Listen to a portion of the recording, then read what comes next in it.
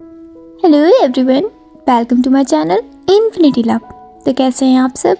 I hope आप सब ठीक होंगे, स्वस्थ होंगे, मस्त होंगे और मेरी स्टोरी लाइन को भी इंजॉय कर रहे होंगे। तो आज यहाँ पे मैं the love he never said का लास्ट पार्ट लेके आई हूँ। जी हाँ, आज हमारी ये स्टोरी कंप्लीट हो जाएगी, बट मैंने इसके लिए आप सबको अगेन एक बार बहुत वेट कराया। उसके लिए I am really sorry, but मैं क्या करूँ, मैं ऐसा चाहती नहीं हूँ, बट फिर भी कुछ ना कुछ ऐसी प्रॉब्लम्स हो जाती है जिस वजह से आप सबको वेट करना पड़ता है। उसके लिए मैं आप सबसे तहे दिल से माफ़ी मांगती हूँ। तो चलिए अब हम ज़्यादा बातें ना करते हुए स्टोरी को आज इससे कंप्लीट कर देते हैं। लेकिन उससे पहले अगर कोई भी मेरे चैनल पर न्यू विजिट कर रहा है तो प्लीज़ मेरे चैनल को सब्सक्राइब कर लीजिए, और अगर आपको मेरी स्टोरी पसंद आए तो उसे लाइक, कमेंट, शेयर और अपने दोस्तों के साथ भी रिकमेंड कीजिए। तो चलिए अब हम आगे बढ़ते हैं। तो जैसा कि हमने लास्ट पार्ट में देखा था कि मिसेज ली विंग के ऊपर हमला कर देती है, जिससे हमारे विंग को थोड़ी बहुत चोट आ जाती है। तो अब आगे हॉस्पिटल में मिस्टर वेई अपने लॉयर को कॉल करते हैं और उसे कहते हैं कि उन्हें आज के आज डिवोर्स पेपर चाहिए। वो मिसेज ली को डिवोर्स देना चाहते हैं। इस बात से हमारे विंग को थोड़ी हैरानी होती है, बिकॉज वो ऐसा नहीं चाहता। वो नहीं चाहता कि उसके डैड मिसेज ली को डिवोर्स दे, बट अब मिस्टर वेई ने ये फाइनली डिसाइड कर लिया कि अब वो इस रिश्ते को ख़त्म कर देंगे। अब वो मिसेज ली को एक और मौका नहीं देंगे। तभी वहाँ पे डॉक्टर आके मिस्टर वेई से कहता है कि विंग बिल्कुल ठीक है, वो अगर चाहें तो उसे घर ले जा सकते हैं, कुछ दिनों में उसके घाव भर जाएंगे। मिस्टर वेई भी डॉक्टर को थैंक यू बोल देते हैं। डॉक्टर वहाँ से चला जाता है। उसके जाने के बाद मिस्टर वेई वांग जी की तरफ देखते हैं और बोलते हैं, वांग जी एक काम करो, तुम विंग को लेके घर जाओ, मुझे एक काम है, मैं वो करके आता हूँ। वांग जी भी हाँ में सर हिला देते हैं और वो विंग के पास चले जाते हैं और वो विंग को लेके वहाँ से निकल जाते हैं। पूरे रास्ते विंग बहुत खामोश होता है, जैसे वो किसी गहरी सोच में हो। वांग जी ये नोटिस करते हैं, बट वो अभी विंग से कुछ नहीं पूछते। थोड़ी देर बाद वो दोनों घर पहुँच जाते हैं। वांग जी कार रोकते हैं और कार का डोर ओपन करते हैं। तभी उनका मोबाइल रिंग करता है। वो देखते हैं तो कॉल उनके डैड का होता है। वो उसे अटेंड करते हैं और अपनी डैड की बातें सुन के वो काफ़ी हैरान हो जाते हैं और कहते हैं, व्हाट? ओके डैड, मैं अभी आता हूँ। वो इतना बोल के कॉल रख देते हैं। तभी विंग उनकी तरफ देखता है और पूछता है, क्या हुआ लैनजान? वांग जी वापस कार का डोर लॉक करते हैं और बोलते हैं, हमें हॉस्पिटल चलना होगा। वो इतना बोल के कार को फिर से स्टार्ट कर देते हैं। थोड़ी देर बाद वो दोनों एक हॉस्पिटल पहुँचते हैं। दोनों अंदर एंटर करते हैं तो देखते हैं वहाँ पे पुलिस ऑफिसर, मिस्टर वेई, मिस्टर लैन, मैडम लैन और चैंग ऑलरेडी पहले से मौजूद होते हैं। बहुत ही टेंशन भरा माहौल होता है। विंग और वांग जी भी वहाँ जाते हैं। तभी चैंग बोलता है, आर यू श्योर डॉक्टर, कहीं ऐसा तो नहीं वो नाटक कर रहे? तो डॉक्टर बोलता है, नहीं मिस्टर चैंग, वो नाटक नहीं कर रही हैं, ये बिल्कुल सच है। उनकी मेंटल स्थिति बहुत ख़राब है। ऐसा लग रहा है वो काफ़ी दिनों से डिप्रेशन में थी। उनकी मेंटल स्थिति बहुत ख़राब हो चुकी है, वो किसी को नहीं पहचान पा रही है। ये सुन के विंग और वांग जी और सभी बहुत ज़्यादा शॉक्ड हो जाते हैं। तभी ऑफिसर बोलता है, तभी मैं सोचूं कि उन्होंने अचानक से हम पे हमला क्यों कर दिया। जब हम सब साइड हटे तो उन्होंने खुद को हार्म करना शुरू कर दिया। ये सुन के सभी लोग बहुत ज़्यादा हैरान हो जाते हैं और सबसे ज़्यादा तो हमारे विंग को हैरानी होती है। उसकी आंखें भर आती है। वो अपने डैड के पास जाता है और बोलता है, डैड ये डॉक्टर क्या कह रहे हैं? मिस्टर वेई विंग के दोनों शोल्डर को पकड़ लेते हैं और बोलते हैं, विंग तुम्हें परेशान होने की कोई ज़रूरत नहीं है, सब कुछ ठीक है। विंग बहुत ही ज़्यादा अपसेट नज़र आ रहा होता है। उसकी आंखों से आंसू बहने लग जाते हैं और वो बोलता है, डैड ये सब मेरी वजह से हुआ है ना, मेरी वजह से मिसेज ली पागल हो गई, मैंने उन्हें पागल कर दिया, ये सब मेरी गलती है। वो इतना बोल के रोने लग जाता है। ये देख के सभी हैरान हो जाते हैं और मिस्टर वेई बोलते हैं, नहीं विंग ऐसा कुछ भी नहीं है, तुमने कुछ नहीं किया, इसमें तुम्हारी कोई गलती नहीं है, मुझे तो लगता है ये उसके कर्मों का फल है।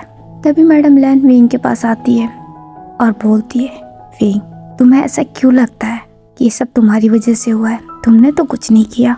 इनफैक्ट तुम तो हमेशा ही मेरी बहन के साथ बहुत अच्छे थे। ये सब उसकी खुद की गलती है। उसे क्या नहीं मिला? तुम्हारे डैड ने कोई कमी नहीं छोड़ी, नाम पैसा सब कुछ दिया, लेकिन फिर भी उसने उसकी कदर नहीं की। तुम्हारे डैड ने उससे शादी की किस लिए? तुम्हारे लिए। अगर वो तुम्हें अपना लेती तो वो आज एक खुशहाल जिंदगी जीती, पर नहीं, उसे तो सिर्फ लालच थी। उसे पागल तुमने नहीं, उसकी खुद की लालच ने किया है। इसमें तुम्हारी कोई गलती नहीं है विंग। खुद को ब्लेम करना बंद करो, तुमने कुछ भी नहीं किया है। विंग अब बहुत ही ज़्यादा ब्रोकन फील करने लगता है। वो बहुत ही इमोशनल हो जाता है, उसकी आंखों से आंसू बहने लग जाते हैं। मैडम लैन उसे हक कर लेती है। वो काफ़ी देर तक उसे शांत कराती है। तो डॉक्टर बोलता है, मिस्टर वेई, अब आप हमें बताइए आप क्या चाहते हैं, क्या हम आगे ट्रीटमेंट चालू करें? ये सुनते ही विंग मैडम लैन से अलग होता है। वो डॉक्टर के पास जाता है और बोलता है, डॉक्टर क्या आप मिसेज ली ठीक हो सकती है? डॉक्टर हाँ में सर हिलाता और बोलता है, क्यों नहीं, बट इसके लिए शायद वक्त लगेगा, ये इतना आसान नहीं होगा, लेकिन अगर अभी से ट्रीटमेंट चालू किया जाए तो एक दिन जरूर ठीक हो जाएगी। विंग ये सुन के अपने आंसुओं को साफ करता है और बोलता है, ओके डॉक्टर, तो आप उनकी ट्रीटमेंट चालू कीजिए। मैं चाहता हूँ उनको बेस्ट से बेस्ट इलाज मिले और वो जल्दी से ठीक हो जाए। ये सुन के मिस्टर बे बहुत हैरान होते हैं और चैंग और विंग के पास आता है और बोलता है, विंग तुम ये क्या कह रहे हो, तुम जानते हो ना? विंग हाँ में सर हिलाता है और बोलता है, हाँ चैंग, मैं अच्छे से जानता हूँ मैं क्या कह रहा हूँ। चैंग बहुत हैरान होता है और बोलता है, पर विंग उन्होंने तुम्हारे साथ बहुत बुरा किया है, उन्होंने अब भी तुम्हारी जान लेने की कोशिश की, उसके बावजूद। विंग अब चैंग की तरफ मुड़ जाता है और बोलता है, चैंग मुझे नहीं पता वो मुझसे इतनी नफरत क्यों करती है, लेकिन मैं उनसे इतनी नफरत नहीं करता। भले उन्होंने मुझे अपना बेटा नहीं समझा, पर मैंने उन्हें हमेशा अपने डैड की वाइफ समझा है और वो तुम्हारी मॉम है। मैं अच्छे से जानता हूँ तुम अपने मॉम से बहुत प्यार करते हो, तुम्हें उनकी याद आती है, मैं तुम्हें उनसे दूर नहीं करना चाहता चैंग। ये सुन के चैंग बहुत इमोशनल हो जाता है। वो विंग को हक कर लेता है और बोलता है, नहीं विंग, ऐसा कुछ भी नहीं है। हाँ मैं मेरी मॉम से बहुत प्यार करता हूँ, लेकिन अब नहीं, अब वो मेरे इस प्यार के लायक नहीं है। उन्होंने जो भी तुम्हारे साथ किया ये बिल्कुल ठीक नहीं था और मैं उन्हें इस बात के लिए कभी माफ़ नहीं करूँगा। विंग अलग हो जाता है और बोलता है, बट चैंग तुम प्यार तो करते हो ना, क्या तुम नहीं चाहते कि वो ठीक हो जाए? क्या तुम उन्हें इस हालत में देखना चाहोगे? ये सुन के चैंग अपनी नज़रें नीचे झुका लेता है। विंग चैंग का हाथ पकड़ता है और बोलता है, थैंक यू चैंग, तुम फिक्र मत करो, तुम्हारी मॉम को कुछ नहीं होगा, वो ठीक हो जाएगी, हम उनका बेस्ट से बेस्ट इलाज करवाएंगे, देखना तुम। वो इतना बोल के अपने डैड की तरफ देखता है। अब वो अपने डैड के पास जाकर उनका हाथ पकड़ लेता है और बोलता है, डैड मैं चाहता हूँ कि आप मिसेस ली का इलाज करवाएं और उन्हें ठीक करें, प्लीज़ डैड। मिस्टर वे जो कि पहले से ही काफ़ी हैरान थे, उन्हें कुछ समझ में नहीं आता, वो कुछ देर तक शांत रहते हैं। विंग अगेन एक बार बोलता है, प्लीज़ डैड। मिस्टर वे अब हाँ में सर हिलाते हैं और बोलते हैं, ठीक है विंग, जैसा तुम चाहो। विंग को ये सुन के अच्छा लगता है, वो एक छोटी सी स्माइल करता है। मिस्टर वे डॉक्टर की तरफ देखते हैं और बोलते हैं, डॉक्टर आप उनका ट्रीटमेंट चालू कीजिए। डॉक्टर भी हाँ में सर हिलाता है और बोलता है, ठीक है, पहले हमें उनके कुछ टेस्ट लेने हैं, शुरुआत उसी से करते हैं। मिस्टर वे भी हाँ में सर हिला देते हैं। डॉक्टर अब ऑफिसर की तरफ मुड़ जाता है और वो ऑफिसर से कुछ बातें करने लगता है। उसके बाद से वो वहाँ से चला जाता है। डॉक्टर के जाने के बाद ऑफिसर मिस्टर वेई से कुछ बातें करते हैं। थोड़ी देर तक उन दोनों के बीच में बातें चलती है। उसके बाद से ऑफिसर भी वहाँ से चला जाता है। उसके चले जाने के बाद मिस्टर वेई वापस विंग के पास आते हैं और बोलते हैं, विंग तुम भी घर जाओ, तुम्हें आराम की ज़रूरत है। विंग भी हाँ में सर हिला देता है। वो फिर वांग जी की तरफ देखते हैं और बोलते हैं, वांग जी इसे यहाँ से लेके जाओ। वांग जी भी हाँ में सर हिला देते हैं और विंग को लेके वहाँ से अगेन एक बार जाने लगते हैं। रास्ते में वांग जी विंग की तरफ देखते हैं जो कि काफ़ी परेशान बैठा होता है। उसकी आंखों में अभी भी आंसू होते हैं। ये देख के वांग जी को अच्छा नहीं लगता। वो कार रोक देते हैं। वो अपना हाथ विंग के हाथ पे रखते हैं और कहते हैं, विंग तुम क्यों खुद को परेशान कर रहे हो, प्लीज़ संभालो खुद को, इसमें तुम्हारी कोई गलती नहीं है, तो फिर क्यों तुम खुद को हर्ट कर रहे हो। ये सुन के विंग के आंसू बहने लगते हैं। वो और भी ज़्यादा इमोशनल हो जाता है। वांग जी उसके आंसू को साफ करते हैं और कहते हैं, प्लीज़ विंग। तो विंग बोलता है, लैनचान ये सब मेरी वजह से हुआ है, मेरी वजह से डैड ने चैंग ने उन्हें अकेला छोड़ दिया था और वो डिप्रेशन में चली गई। कहीं ना कहीं इन सब का जिम्मेदार मैं हूँ। मैं मानता हूँ उन्होंने गलती की है, लेकिन वो पूरी तरीके से गलत नहीं थी। उन्हें अपने बेटे की फिक्र थी। वो चैंग से प्यार करती थी। वो चाहती थी कि चैंग को सब कुछ मिले। इसमें क्या गलत है? हर माँ यही तो चाहती है। और मैंने उन्हें पागल कर दिया। सब मेरी गलती है। मुझे ऐसा नहीं करना चाहिए था। मुझे चैंग को अपने साथ लेके नहीं जाना चाहिए था। पर मैं क्या करता लैनचन, मैं तो उसे इसलिए अपने साथ लेके गया ताकि वो इसी बहाने अपनी मॉम से मिल लेगा। मुझे पता था वो अपनी मॉम से प्यार करता है, वो उन्हें मिस कर रहा होगा, इसलिए मैं उसे अपने साथ लेके गया। मुझे नहीं पता था, सब मेरी गलती है। वो इतना बोल के रोने लग जाता है। ये देख के वांग जी को भी काफी तकलीफ होती है। वो उसे हक कर लेते हैं और कहते हैं, नहीं भी ऐसा कुछ भी नहीं है, तुमने कुछ भी नहीं किया है। आंटी ने जो किया वो ठीक नहीं था विंग, उन्हें ऐसा नहीं करना चाहिए था। तुम्हारी डैड ने उन्हें काफी मौके दिए थे सुधरने के, लेकिन वो नहीं सुधरी। मैं मानता हूँ आज जो भी हुआ है ये गलत है, ऐसा नहीं होना चाहिए था। लेकिन कहीं ना कहीं विंग, ये सब उनकी खुद की वजह से है। ना वो ऐसा करती, ना उन्हें कोई छोड़ के जाता। अगर वो तुम्हें अपना लेती, तुम्हारे साथ प्यार से रहती, तो आज वो एक खुशहाल जिंदगी जीती। तुम्हारे डैड, चैंग, सबका प्यार मिलता उन्हें। और जहाँ तक मैं तुम्हें जानता हूँ, तुम तो उन्हें अपनी मॉम की तरह प्यार करते हैं। वो तुमसे इतनी नफरत करती है, उसके बावजूद तुम्हें उनका ख्याल है। तुम उनके लिए इतने परेशान हो। अगर वो तुमसे प्यार करती तो ना जाने तुम उनके लिए क्या क्या करते। तुमने कुछ भी गलत नहीं किया विंग, और यकीन मानो ये सब कुछ ठीक हो जाएगा। वो ठीक हो जाएंगी, मैं हूं ना तुम्हारे साथ। ये सुन के विंग को थोड़ा रिलीफ मिलता है, वो थोड़ा शांत होता है। वांग जी फिर हक ब्रेक करते हैं, उसके फेस को होल्ड कर लेते हैं, उसके आंसू को वाइप करते हैं और कहते हैं, विंग तुम्हें मुझ पे यकीन है ना? विंग हाँ में सर हिला देता है। वांग जी एक छोटी सी स्माइल करते हैं और कहते हैं, तो बस खुद को परेशान मत करो। सब कुछ ठीक करने के लिए हमें खुद को भी ठीक रहना पड़ता है। यकीन मानो सब ठीक हो जाएगा। आंटी बिल्कुल ठीक हो जाएगी। हम सब मिलकर उनका बेस्ट से बेस्ट इलाज करवाएंगे, और शायद ये भी हो सकता है इस बार वो सच में पूरी तरीके से ठीक हो जाए। मैं तुम्हारे साथ हूँ विंग। विंग भी सुन के हाँ में सर हिला देता है। वांग जी एक छोटी सी स्माइल करते हैं और कहते हैं, तो बस अब मुझसे वादा करो, अब तुम खुद को परेशान नहीं करोगे। विंग भी हाँ में सर हिला देता है। तो वांग जी बोलते हैं, चलो अब तुम्हें भी घर चल के थोड़ा आराम करना है। वो इतना बोल के फिर से कार स्टार्ट कर देते हैं और घर जाने लगते हैं। 1 वीक ऐसे ही निकल जाता है। विंग भी धीरे धीरे ठीक हो जाता है, उसके घाव भी ठीक हो जाते हैं। अब घर में शादी की तैयारियां शुरू हो गई है। विंग और वांग जी की शादी में अब महज 15 दिन ही बाकी है, और इस बात से हमारे वांग जी बहुत ही ज्यादा एक्साइटेड है। वो जल्द से जल्द अपने सारे पेंडिंग काम खत्म करना चाहते हैं ताकि वो अपनी शादी को फुल्ली एंजॉय कर सके। आज उनकी एक बहुत बड़ी और बहुत ही इम्पोर्टेंट मीटिंग है। आज वो एक बहुत बड़ी डील साइन करने वाले हैं, जिसके लिए वो काफ़ी ज़्यादा एक्साइटेड भी हैं और थोड़े नर्वस भी हैं, क्योंकि ये डील उनके लाइफ की अब तक की सबसे बड़ी डील होने वाली है। वो आज अभी घर पे ही हैं, वो घर से ही मीटिंग के लिए जाने वाले हैं। उन्होंने जल्दी से ब्रेकफास्ट कर लिया है, अभी वो अपने रूम में है, रेडी हो रहे हैं। तभी वहाँ पे मैडम लैन आती है और बोलती है, लैन जान ये क्या चल रहा है? 15 दिनों बाद तुम्हारी शादी होने वाली है और तुम हो जो कि अभी भी ऑफिस के कामों में लगे हो। तुम्हारे डैड ने तुम्हें बोला है ना, सारा काम वो खुद संभाल लेंगे, तुम्हें अपनी शादी पे ध्यान देना चाहिए। वांग जी अपनी मॉम की बात सुनकर स्माइल करते हैं। वो उनके पास आते हैं और कहते हैं, मॉम डोंट वरी, ये लास्ट होगा। इस डील को साइन करने के बाद मैं फुल्ली लीव लेने वाला हूँ।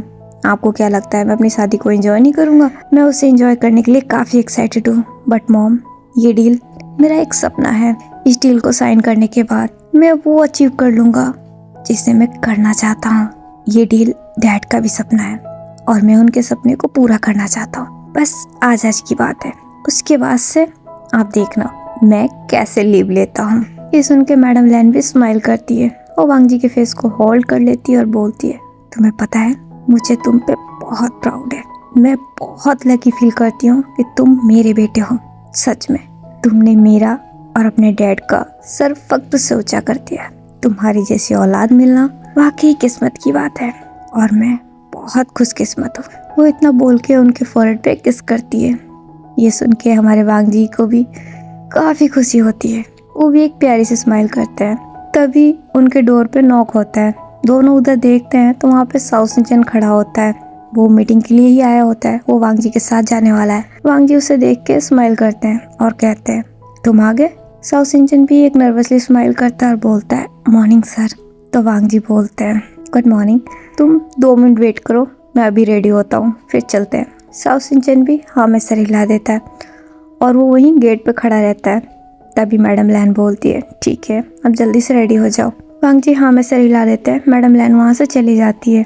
उनके चले जाने के बाद वांग जी अपने वार्डरूम में जाते हैं और वहाँ पे वो खुद के लिए कोट देखने लगते हैं। तभी वहाँ पे हमारी विंग की एंट्री होती है। वो साउथ सिंचन को देख के काफ़ी हैरान हो जाता है। साउथ सिंचन जो कि वांग जी के रूम के डोर के पास खड़ा होता है, बाहर की साइड में, अंदर भी नहीं, लेकिन उसे वहाँ पे देख के विंग थोड़ा अपसेट हो जाता है। फिर वो रूम के अंदर एंटर करता है, वांग जी को देखता है जो कि अपने वार्डरोब के पास खड़े होते हैं। वो सीधा उन्हीं के पास जाता है और बोलता है लैनजान। विंग की वॉइस सुन के वांग जी उसकी तरफ देखते हैं। वो उसे वहाँ देख के बहुत खुश हो जाते हैं और बोलते हैं विंग तुम यहाँ। विंग भी एक नर्वसली स्माइल के साथ हाँ में सर हिलाता है और बोलता है हाँ, आज तुम्हारी बहुत इम्पोर्टेंट मीटिंग है ना, तो मैंने सोचा क्यों ना तुम्हें ऑल द बेस्ट विश कर दूँ। वांग जी को सुन के बहुत खुशी होती है। वो विंग को हक कर लेते हैं और बोलते हैं थैंक यू विंग, जो तुम यहाँ आए। मैं तुम्हें बता नहीं सकता, मैं बहुत ज़्यादा नर्वस भी था, लेकिन अब नहीं, क्योंकि मेरा गुड लक मेरे पास आ गया। अब देखना अब मैं इस डील को कैसे साइन करता हूँ। वो इतना बोल के अलग होते हैं। विंग भी सुन के स्माइल कर देता है। तो वांग जी बोलता है अच्छा हुआ, तुम बिल्कुल अच्छे टाइम पे आए हो, तुम मेरी एक मदद करो ना। तो विंग बोलता है कैसी मदद। वांग जी फटाफट 3 कोट हाथ में ले लेते हैं। वो विंग को दिखाते हैं और बोलते हैं बताओ ना, इनमें से कौन सा अच्छा है, मेरी तो कुछ भी समझ में नहीं आ रहा है, और तुम तो जानते हो ना मैं हमेशा ही गुड लुकिंग दिखना चाहता हूँ, इसलिए बताओ कौन सा अच्छा रहेगा। ये सुन के विंग काफी हैरान हो जाता है और वो हैरानी से वांग जी को देखने लगता है। तो वांग जी बोलते हैं अब ऐसे मुझे मत देखो, वरना कहीं ऐसा ना हो कि मैं मीटिंग कैंसिल कर दूं। विंग ये सुन के अपने सेंस में आता है और बोलता है लैनजान तुम भी ना। वांग जी स्माइल करते हैं और बोलते हैं अब जल्दी बताओ ना कौन सा अच्छा है। विंग एक कोट को सिलेक्ट करता है और बोलता है ये तुम पे काफी अच्छा लगेगा। वांग जी उस कोट को हाथ में लेते हैं। वो उसे देखते हैं और बोलते हैं अरे हाँ, तुमने बिल्कुल सही कहा, इसमें तो मैं वाकई काफी हैंडसम दिखने वाला हूँ। मुझे लगता है कि आज मैं वहाँ पे सभी लोगों को फ्लैट कर दूंगा अपने गुड लुक से। तुम्हें क्या लगता है। वो इतना बोल के ब्लिंक कर देते हैं। तो विंग बोलता है अब जाओ जाके जल्दी चेंज कर लो। वांग जी भी स्माइल करते हैं और बोलते हैं हाँ बस 2 मिनट। वो इतना बोल के कोट को लेकर थोड़ा साइड में चले जाते हैं और जाके उसे चेंज करने लगते हैं। इन दोनों की बातें साउथ सिंचन सुन रहा होता है और उससे अंदर ही अंदर थोड़ी तकलीफ हो रही होती है। उसकी आंखें भी थोड़ी भर आती है। वो थोड़ा और साइड में चला जाता है, डोर से थोड़ा दूर। वांग जी पूरी तरीके से रेडी हो जाते हैं। फिर वो विंग के पास आते हैं और बोलते हैं अब बताओ कैसा दिख रहा हूँ। विंग भी वांग जी को देख कर स्माइल करता है और बोलता है हमेशा की तरह बहुत ही ज्यादा एलिगेंट और बहुत ही ज्यादा स्मार्ट। वांग जी भी सुन के एक प्यारी सी स्माइल करते हैं। फिर वो उसके फोरहेड पे एक जेंटल किस करते हैं और बोलते हैं थैंक यू विंग, चले मुझे लेट हो रहा है। विंग भी हाँ में सर हिला देता है। वांग जी उसका हाथ पकड़ लेते हैं और उसका हाथ पकड़े ही रूम से बाहर निकलते हैं। तभी उन्हें कुछ याद आता है और कहते हैं अरे मैं तो वो फाइल ही भूल गया। विंग रुको, मैं उसे लेके आता हूँ। तभी उनका मोबाइल रिंग करने लगता है। वांग जी अपने मोबाइल को देखते हैं, कॉल बहुत इंपॉर्टेंट होता है और वो बोलते हैं विंग क्या तुम एक फेवर करोगे, अंदर ड्रॉअर में मेरी फाइल पड़ी है, तुम उसे लेके आओगे जब तक मैं कॉल अटेंड करता, ये बहुत अर्जेंट है। विंग भी हाँ में सर हिला देता है। वांग जी स्माइल करके कॉल अटेंड कर लेते हैं और वो आगे चले जाते हैं। विंग वापस रूम में जाता है और वो वांग जी की फाइल देखने लगता है। उसे वांग जी की फाइल कहीं नहीं मिल रही होती है। 2 से 3 मिनट हो जाते हैं, विंग को फाइल नहीं मिलती। तभी साउथ सिंचन उस रूम में जाता है और वो देखता है विंग अभी भी फाइल ढूंढ रहा होता है। वो थोड़ा आगे जाता है और बोलता है विंग सर लेफ्ट कैबिनेट के डोर में देखिए, फाइल वहीं पे है।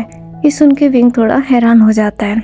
वो उस कैबिनेट के पास जाता है, उस डोर को ओपन करता है तो देखता है फाइल वहीं पड़ी होती है। वो उस फाइल को ले लेता है। फिर वो साउथ सिंचन के पास आता है। साउथ सिंचन चुपचाप खड़ा होता है, उसकी नजरें नीचे झुकी होती है। विंग उसे देखने लगता है। वो कुछ बोले उससे पहले वांग जी वहाँ आ जाते हैं और बोलते हैं फाइल मिल गई विंग, ओह थैंक यू।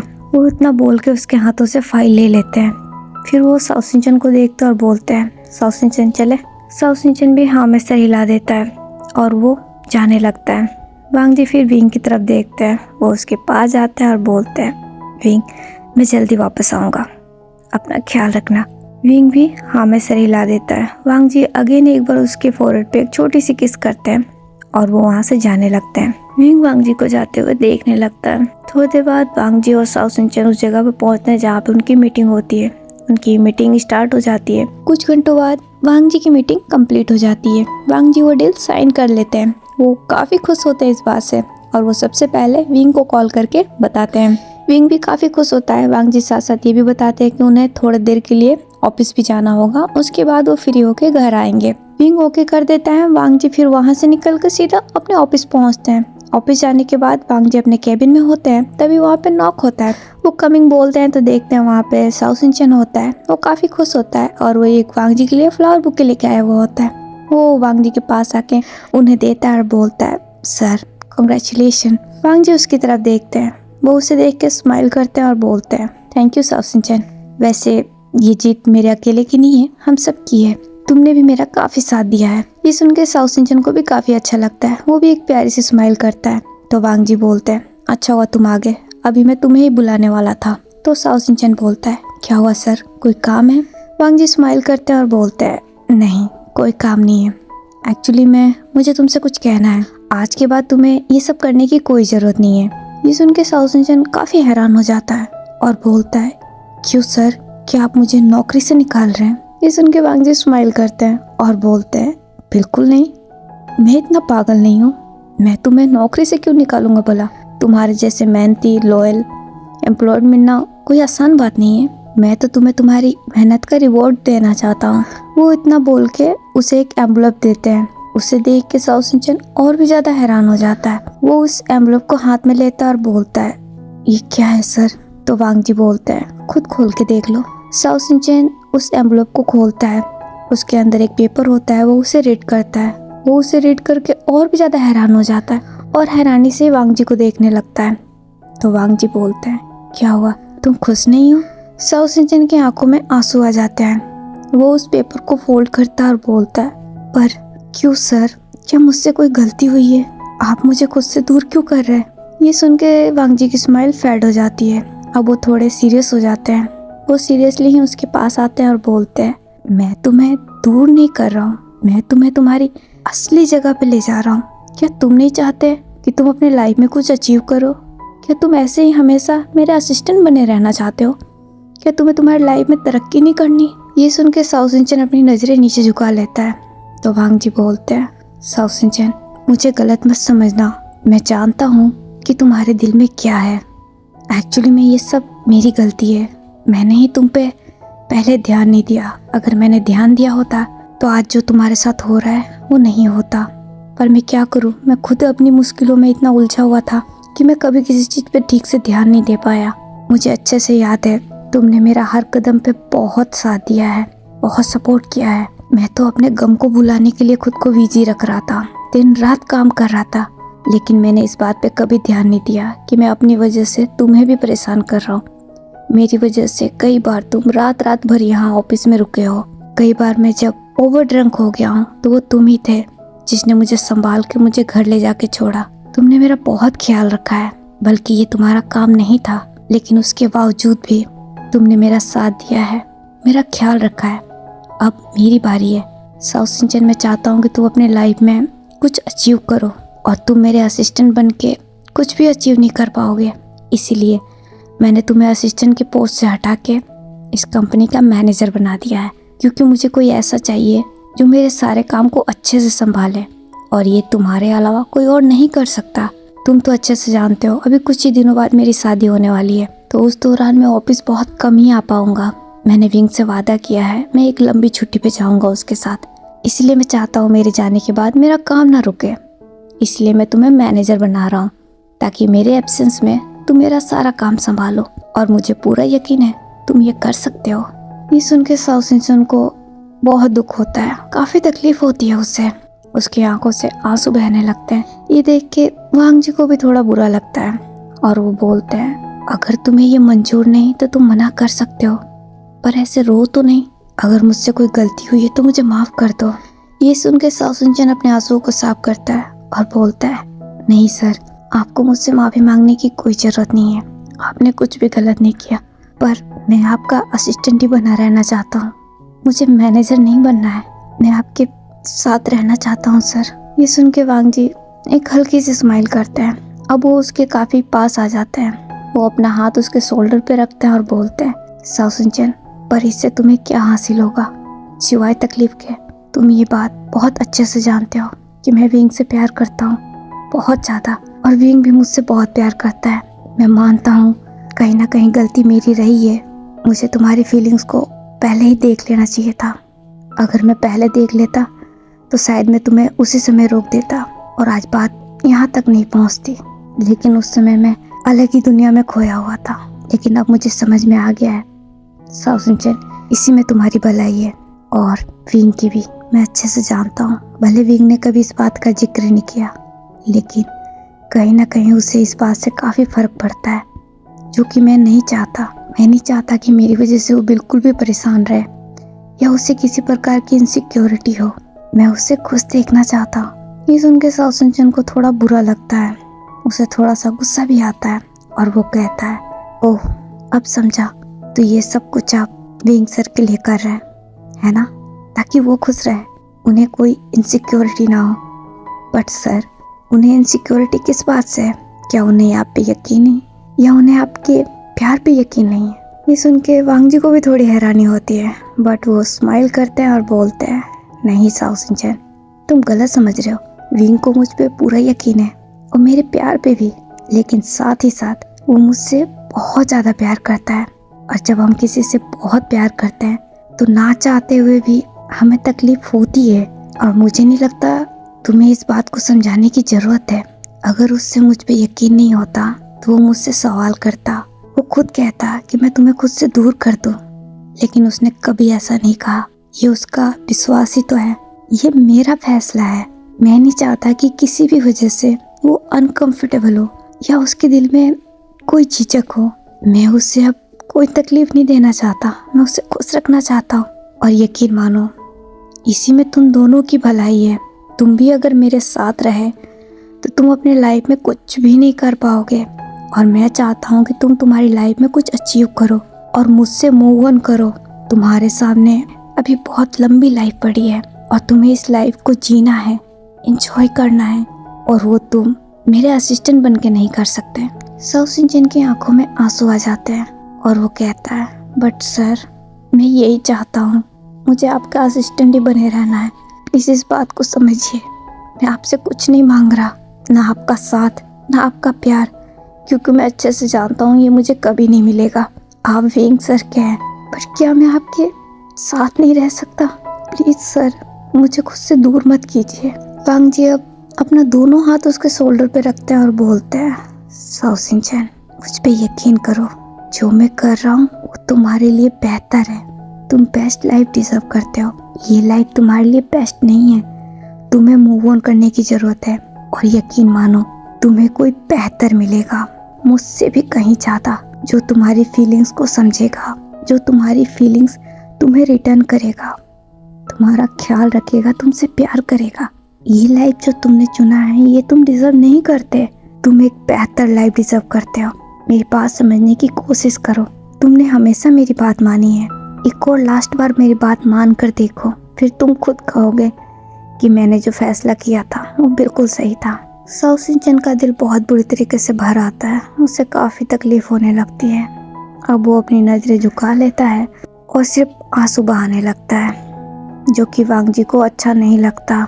दूसरी तरफ हमारा विंग, जब उसे वांग जी ने कॉल किया था और बताया था कि वो अपने ऑफिस जा रहे हैं, फिर वो खुद को संभाल नहीं पाया। वो भी अपने घर से वांग जी के पास आने के लिए निकल गया। वो जैसे ही वांग जी के ऑफिस के बाहर आया, उसने वांग जी और साओ सिंचन को एक साथ देखा, इसलिए वो वहीं रुक के ये सारी बातें सुनने लगा।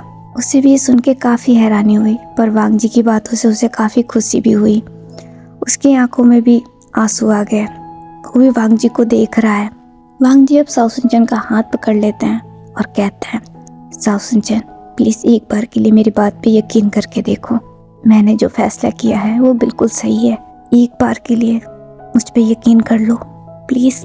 साओ सिंचन नज़र उठा के अब वांग जी की तरफ देखता है। वो उनकी आंखों में देखता है। वांग जी की आंखों में पूरी सच्चाई होती है, पूरी ईमानदारी होती है। इसे देख के वो और भी ज़्यादा इमोशनल हो जाता है।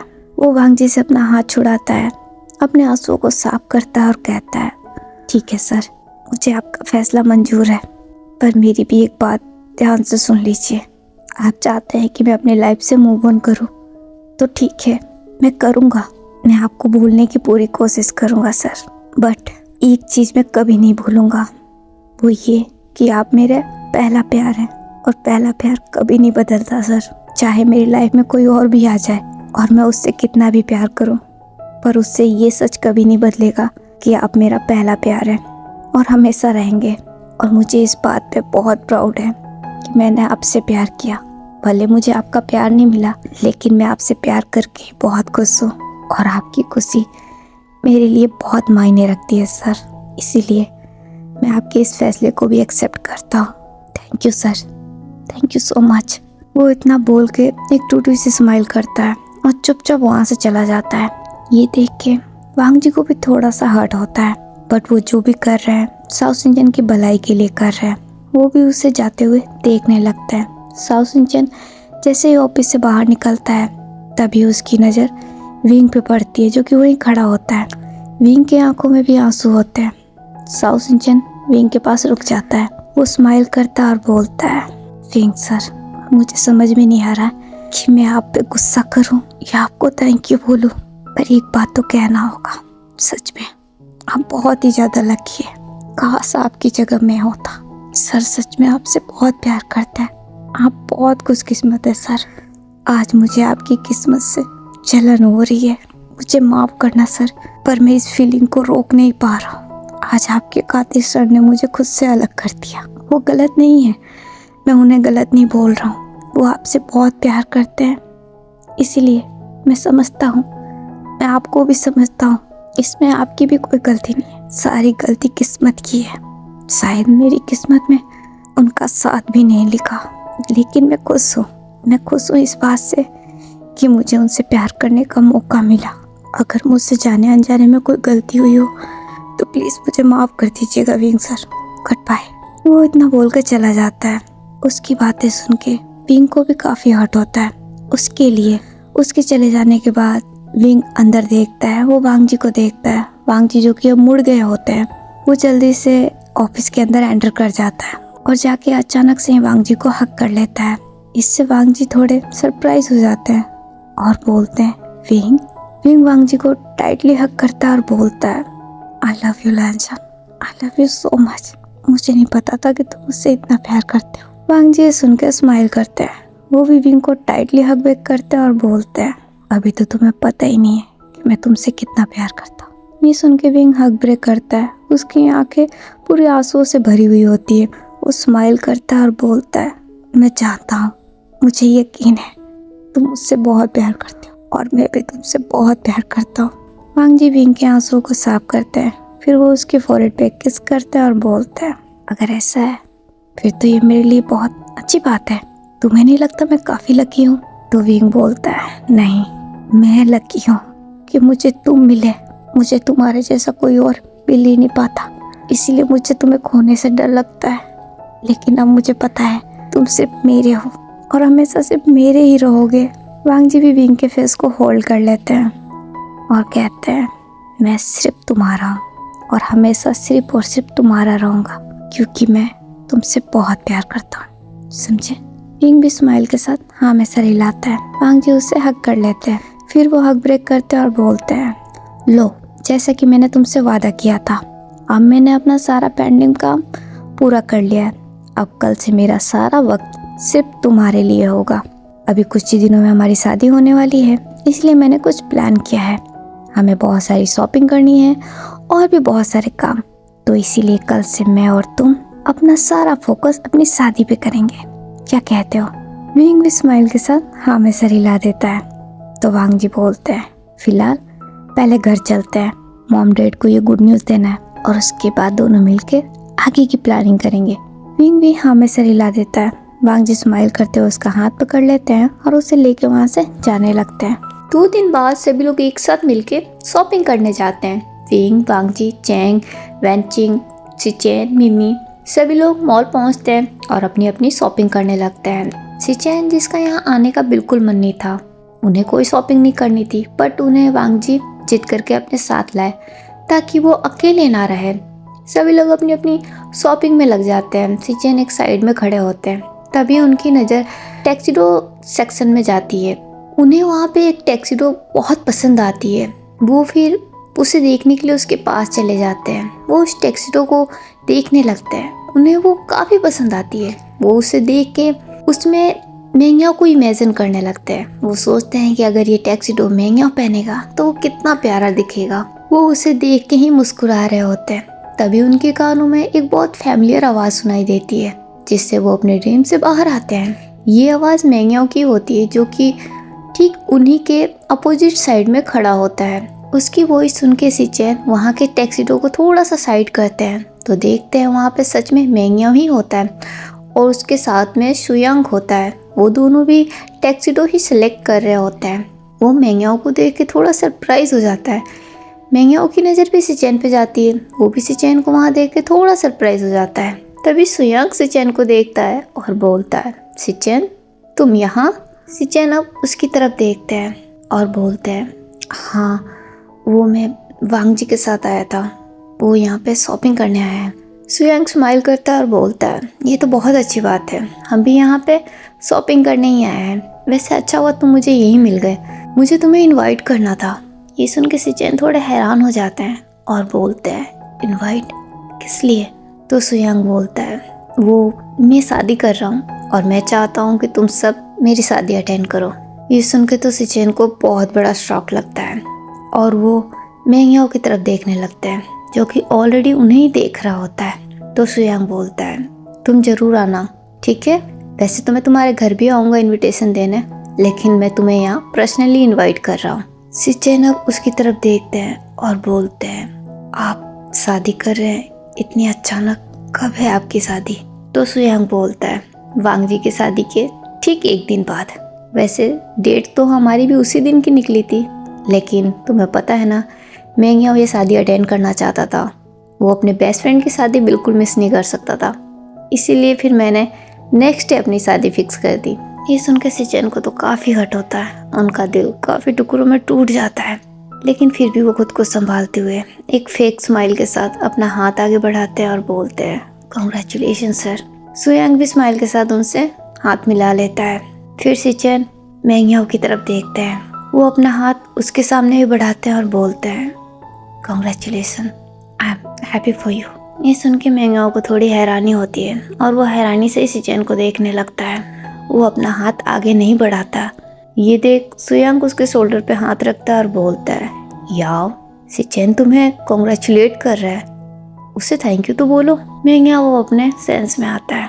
वो फिर अपना हाथ आगे बढ़ा के सिचेन से हाथ मिलाता है और बोलता है, थैंक यू। सिचेन अगेन एक फेक स्माइल कर देते हैं। फिर वो अपना हाथ पीछे खींचते हैं और बोलते हैं, एक्सक्यूज मी, मुझे वांग जी के पास जाना है। वो इतना बोल के वहाँ से चले जाते हैं। मेंग्याओ बस उन्हें जाता हुआ देखने लगता है। सिचेन वहाँ से निकल कर सीधा डायरेक्ट अब उस मॉल से ही बाहर चले जाते हैं। कुछ घंटे बाद इन सब की शॉपिंग कंप्लीट हो जाती है। सब लोग एक साथ इकट्ठे होते हैं, पर वहाँ सिचेन नहीं होते हैं। वांग जी सिचेन को ढूंढने लगते हैं, पर सिचेन उन्हें कहीं नहीं मिलते हैं। तो फिर वो सिचेन को कॉल करते हैं। तो सिचेन उन्हें बताते हैं कि उन्हें एक इम्पोर्टेंट काम आ गया था, जिस वजह से उन्हें जाना पड़ा। ये सुन के वांग जी को थोड़ी हैरानी होती है, लेकिन फिर भी वो कहते हैं, ठीक है, हम थोड़ी देर बाद घर आके मिलेंगे। वो इतना बोल के कॉल रख देते हैं। जैसे ही कॉल रखते हैं, तभी उनके सामने शुयांग और मेंग्याओ भी आ जाते हैं। उन दोनों को वहाँ देख के सभी लोग थोड़े सरप्राइज हो जाते हैं। फिर वो आपस में बात करने लगते हैं। बातों बातों में उन्हें पता चलता है कि वांग जी और विंग की शादी के ठीक एक दिन बाद शुयांग भी शादी कर रहा है। इस बात से ये लोग काफ़ी शॉक्ड होते हैं। शुयांग इन सबको भी अपनी शादी में इन्वाइट करता है। ये खबर सुन के विंग और वांग जी को काफ़ी झटका लगता है। वो दोनों मेंग्याओ की तरफ देखने लगते हैं। मेंग्याओ अपनी नज़रें नीचे झुका लेता है। वांग जी अपने आप को रोक नहीं पाते। वो मेंग्याओ के पास जाते हैं, उसका हाथ पकड़ लेते हैं और बोलते हैं, याओ तुम मेरे साथ आओ, मुझे तुमसे कुछ बात करनी है। वो इतना बोल के मेंग्याओ को वहाँ से लेके साइड में चले जाते हैं। ये देख के विंग भी उनके पीछे चला जाता है। अब नेक्स्ट हमें वेडिंग सीन दिखाया जाता है। देखते देखते ये दिन बहुत जल्दी निकल गए और आज हमारे विंग और वांग जी चैंग और वैनचिंग की शादी है। सभी लोग आज बहुत ही ज़्यादा खुश हैं और बहुत ही ज़्यादा एक्साइटेड। सभी लोग अपने अपने ड्रेसिंग रूम में रेडी हो रहे होते हैं। दोनों जोड़ों की शादी एक ही वेन्यू पर रखी गई है। सब कुछ रेडी हो चुका है, सारे मेहमान भी आ चुके हैं।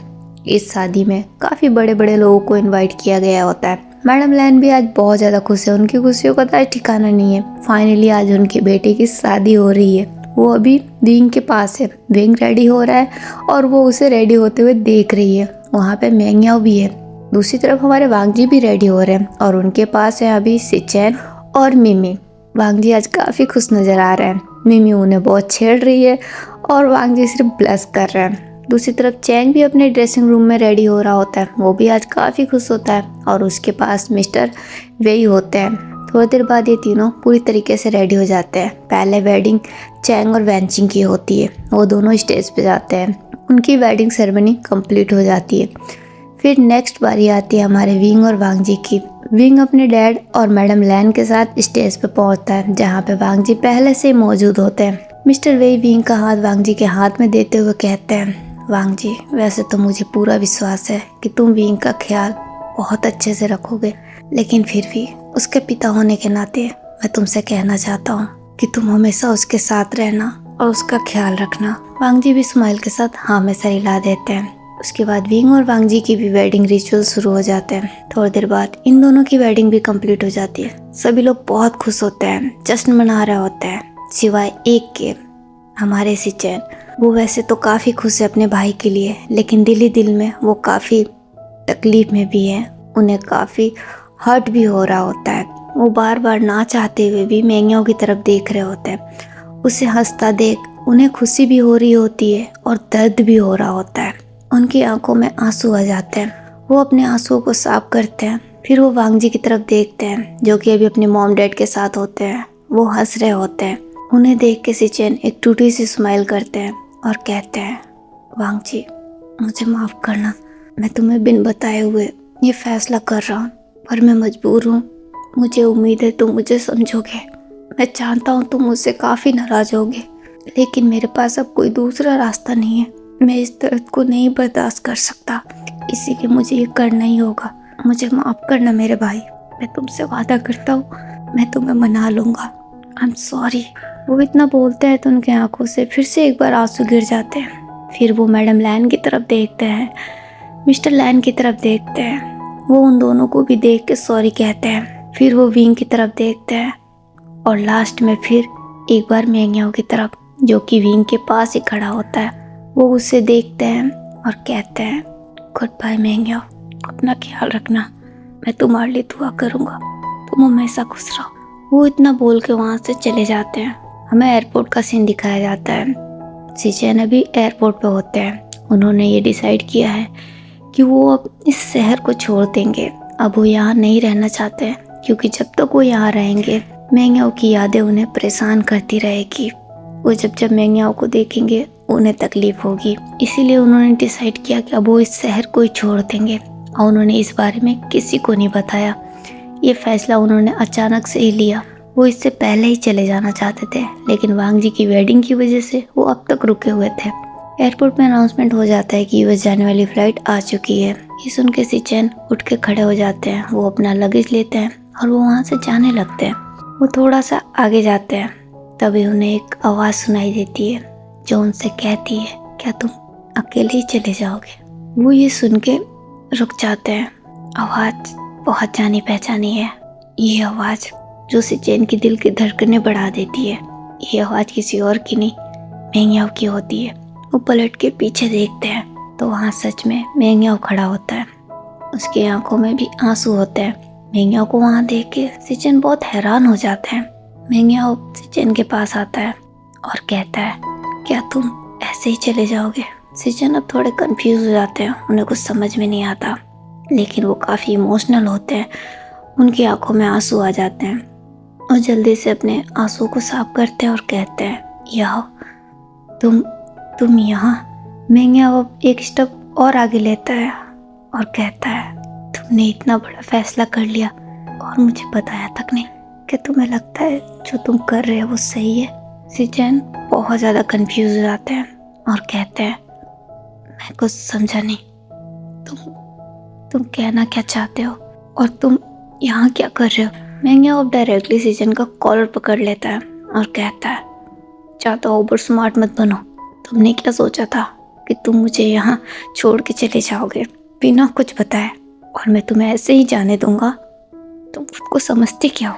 जब तुम्हारा मन हुआ मेरे पास आए, मुझसे माफ़ी मांगी, और जब तुम्हारा मन हुआ बिना मुझसे मिले, बिना मुझसे कुछ कहे चुपचाप चलने को तैयार हो गए। आखिर तुम होते कौन हो ये सब फैसले करने वाले? वो बोल रहा होता है तो उसकी आंखों से आंसू भी बह रहे होते हैं। इससे सिचेन बहुत ज़्यादा हैरान और बहुत ही ज़्यादा कंफ्यूज हो जाते हैं। उन्हें कुछ भी समझ में नहीं आ रहा होता है ये क्या हो रहा है, मेंग्याओ क्या कह रहा है। वो अपने लगेज को छोड़ते हैं और मेंग्याओ का हाथ पकड़ लेते हैं और कहते हैं, याओ मेरी कुछ भी समझ में नहीं आ रहा है। तुम ये। मेंग्याओ सिचेन की बात काटते हुए कहता है, मैं जानता था तुम्हें कुछ भी समझ में नहीं आएगा, या फिर तुम कुछ समझना ही नहीं चाहते। तुमने ये कैसे सोचा कि तुम मुझे छोड़ के चले जाओगे? क्या तुमने मुझसे नहीं कहा था कि तुम हमेशा मेरे साथ रहना चाहते हो, तुम मुझसे प्यार करते हो? तो फिर तुम आज अकेले क्यों जा रहे हो मुझे यहाँ छोड़ के? क्या मुझे अपने साथ लेके नहीं जाओगे? ये सुन के सिचेन बहुत ही ज़्यादा शॉक्ड हो जाते हैं और कहते हैं, पर याओ तुम्हारी तो शादी है ना, तुम्ही ने तो कहा था कि तुम किसी और। मेंग्याओ अपने फिंगर को सिचेन के लिप्स पे रखता है और कहता है, हाँ मैंने कहा था और तुमने यकीन कर लिया। क्या तुम्हें सच में विश्वास हो गया कि मैं किसी और से प्यार करता हूँ? क्या तुम मुझे इतना ही जानते हो? मैंने वो सब झूठ कहा था। मैं देखना चाहता था कि तुम्हें कोई फर्क पड़ता है या नहीं। जब मैं 2 साल तुमसे दूर रहा, तुमने जितनी बार भी मुझे मैसेज किया, मैंने वो सब देखा और सच बताऊं तो मुझे बहुत अच्छा लगा। लेकिन मुझे डर भी लग रहा था कि कहीं फिर से एक बार मेरे साथ धोखा ना हो जाए। मैं फिर से अपना दिल नहीं दुखाना चाहता था, इसीलिए मैंने डिसाइड किया कि मैं खुद तुम्हारा इम्तिहान लूँगा। मैं श्योर होना चाहता था इस बार, इसीलिए मैंने तुमसे वो सब झूठ कहा। मैंने तुम्हारे अलावा कभी किसी के बारे में नहीं सोचा और ना ही मैं सोच सकता हूँ। ये मेरे हक में नहीं है।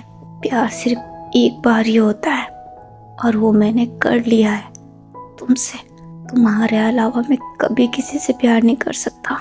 मेरी लाइफ में कोई नहीं आ सकता और ना ही मैं किसी को आने दूंगा, क्योंकि मैं सिर्फ तुमसे प्यार करता हूँ और बहुत प्यार करता हूँ। ये सुन के सिचेन को काफ़ी हैरानी होती है, उन्हें काफ़ी खुशी भी होती है, लेकिन साथ ही साथ वो काफ़ी इमोशनल हो जाते हैं।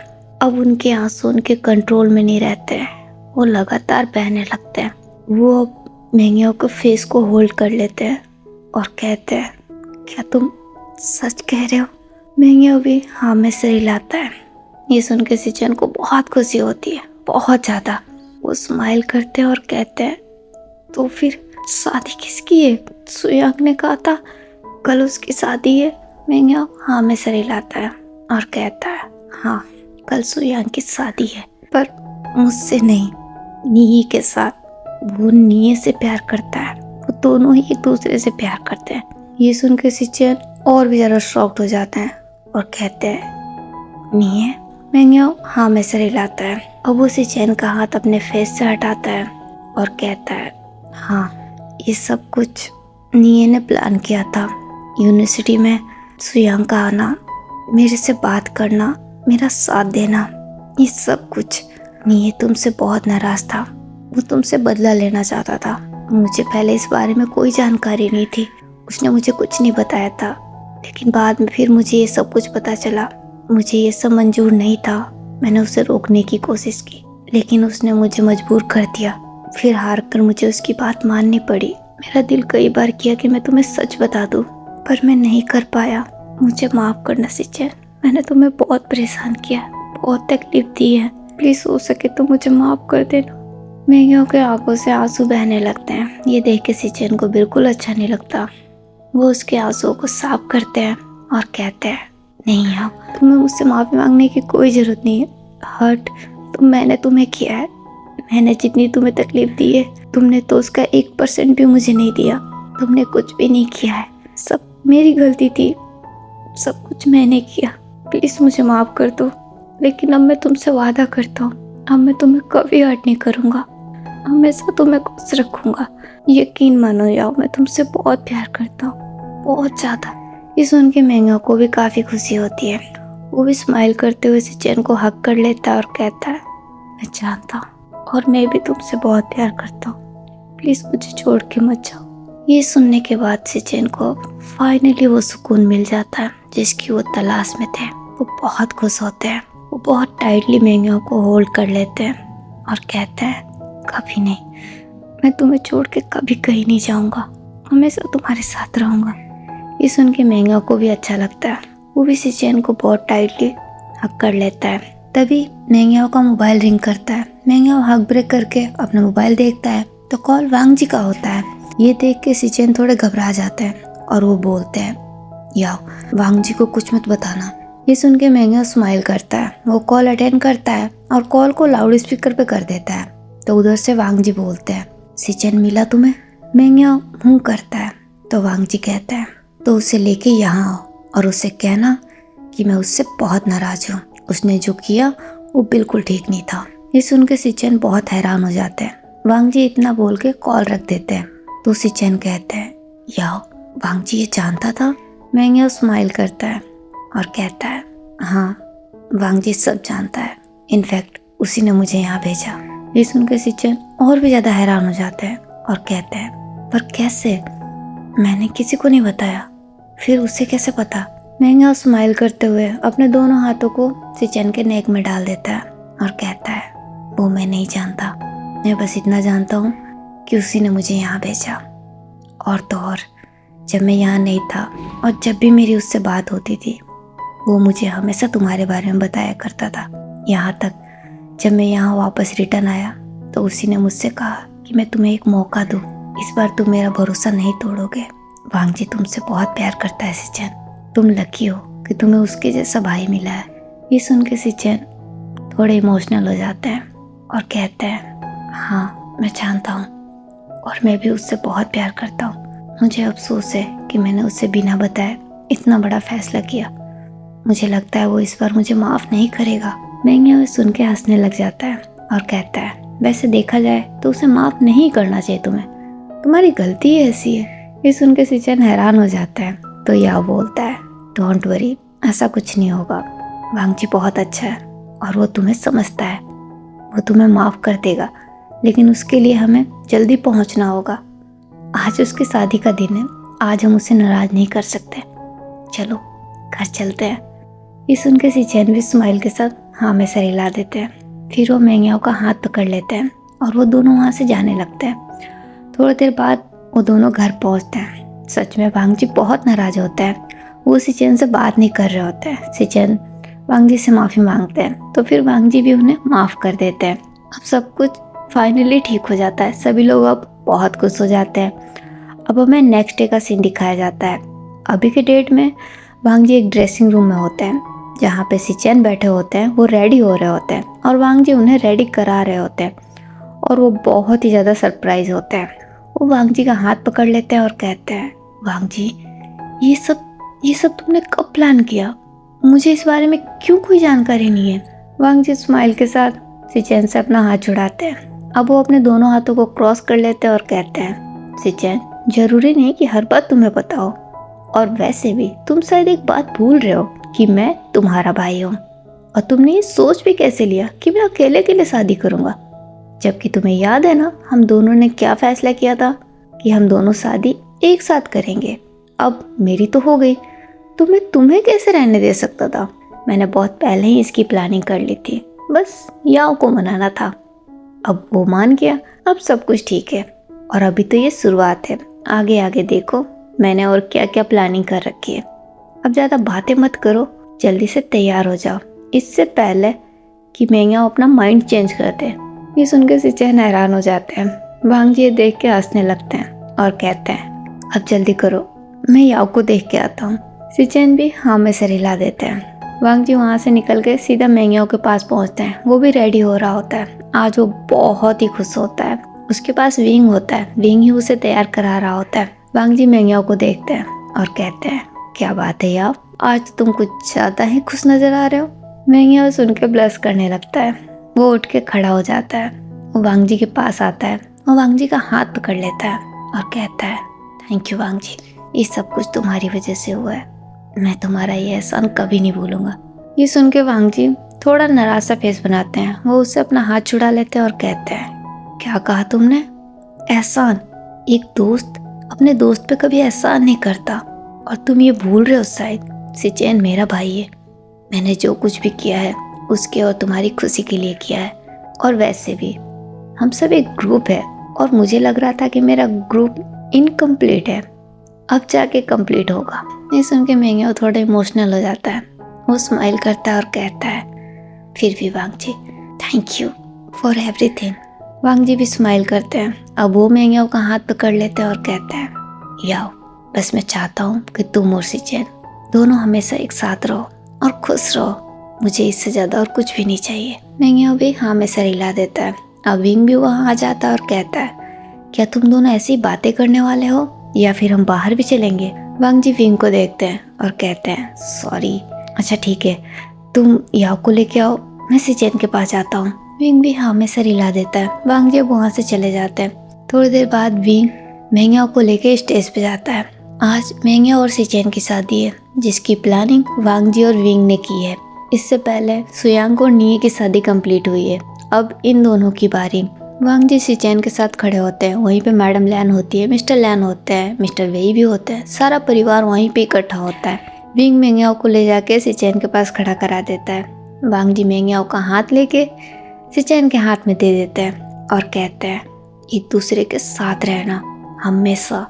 वो दोनों भी हाँ में सर हिला देते हैं। वांग जी वहाँ से हट जाते हैं। अब उन दोनों की शादी की रिचुअल शुरू हो जाती है। थोड़ी देर बाद उन दोनों की शादी भी कंप्लीट हो जाती है। सभी लोग बहुत खुश होते हैं।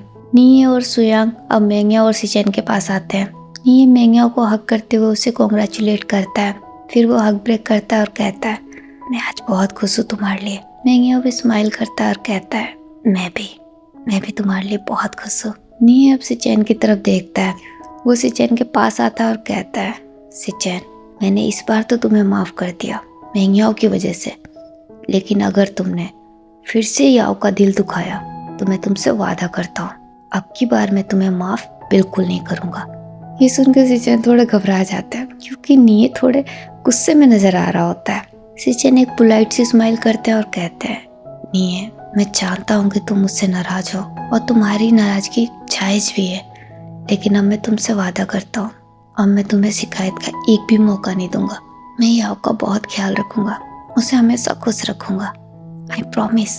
ये सुन के नीये खुद को थोड़ा नॉर्मल करता है और कहता है, थैंक यू, मैं बस इतना ही चाहता हूँ कि तुम दोनों एक दूसरे के साथ रहो और हमेशा खुश रहो। सिचेन भी हाँ में सर हिला देते हैं। अब सुयांग सिचेन को पहले विश करता है, फिर उसके बाद से वो मेंगियाओ को भी विश करता है। अब हमें नाइट का सीन दिखाया जाता है। सभी लोग अभी एयरपोर्ट पे होते हैं। ये तीनों जोड़े एक साथ हनीमून पे जा रहे होते हैं और ये प्लानिंग भी हमारे वांग जी की ही होती है। मैडम लैन वांग जी और विंग के पास आती है और कहती है, लैनजान, विंग का ख्याल रखना और खूब इंजॉय करना, यहाँ की फिक्र बिल्कुल मत करना और कुछ दिन रुक के आना, कोई जल्दी नहीं है। वांग जी भी हाँ में सर हिला देते हैं। मैडम लैन अब विंग की तरफ देखती है। वो अपना हाथ उसके फेस पे ले जाती है और कहती है, विंग, अपना ख्याल रखना और लैनजान का भी, और खूब इंजॉय करना, ठीक है?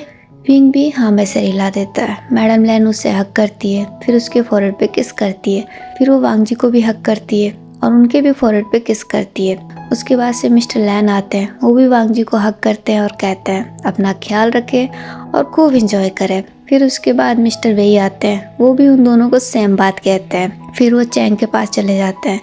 लास्ट में हमारी मिमी आती है, पाउट किए। वो वांग जी को देखती है और कहती है, वांग जी ब्रदर, आप दोनों मुझे यहाँ अकेला छोड़ के जा रहे हो। मैं आप दोनों को बहुत मिस करूँगी, लेकिन मैं आप दोनों के लिए खुश भी बहुत हूँ। आप दोनों खूब इंजॉय करना और हाँ, मुझे कॉल भी करते रहना। वैसे तो मॉम ने कहा है आप लोग आराम से आना, बट प्लीज़ ऐसा मत करना, जितना जल्दी हो सके उतना जल्दी आना, मैं यहाँ अकेली हूँ। वांग जी सुनकर स्माइल करते हैं और कहते हैं, डोंट वरी, हम जल्दी आएंगे। ये सुन के मिमी खुश हो जाती है। वो स्माइल करती है, फिर वांग जी को हग कर लेती है। फिर वो विंग के सामने आती है और कहती है, विंग, अपना ख्याल रखना और खूब इंजॉय करना। और हाँ, आने के बाद है ना, मुझे सारी बातें बताना। ये भूलना मत, मैं अब भी तुम्हारी बेस्ट फ्रेंड हूँ। जिस तरीके से तुम पहले मुझसे सारी बातें शेयर किया करते थे ना, अब भी करना, ठीक है? विंग भी हाँ में सर हिला देता है और कहता है प्रॉमिस, मैं आके तुम्हें सारी बातें बताऊंगा। मिमी भी स्माइल के साथ हाँ में सर हिला देती है। तभी एयरपोर्ट पे अनाउंसमेंट हो जाता है।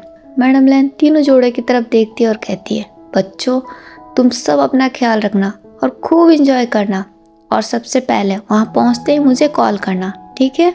तीनों जोड़े हाँ में सर हिला देते हैं। फिर वो वहाँ से इन सबको बाय करके जाने लगते हैं। अब हमें नेक्स्ट डे अलास्का का सीन दिखाया जाता है। ये तीनों जोड़े अपने हनीमून पर अलास्का आए क्योंकि विंग को ये जगह काफ़ी पसंद थी। विंग यहाँ आना चाहता था, इसलिए वांग जी ने यहाँ आने का डिसाइड किया और साथ ही साथ इन दो जोड़ों को भी लेके आ गए क्योंकि वैनचिंग को भी ये जगह काफ़ी पसंद थी। वो भी यहाँ आना चाहती थी और मेंग्यो भी यहाँ आना चाहता था। इसलिए विंग और वांग जी ने मिलकर ये प्लानिंग की कि तीनों जोड़े एक साथ चलेंगे। जैसे ही हमारे तीनों कपल अलास्का एयरपोर्ट से बाहर निकले, उन्हें वहाँ पहली चीज जो फील हुई वो थी वहाँ की ठंडी फ्रेश हवा, वाइट स्नो और दूर तक फैला हुआ स्काई, जिसे देख के सभी एक पल के लिए खो से गए क्योंकि सब कुछ इतना अनरियल सा लग रहा था। सब कुछ बहुत खूबसूरत था।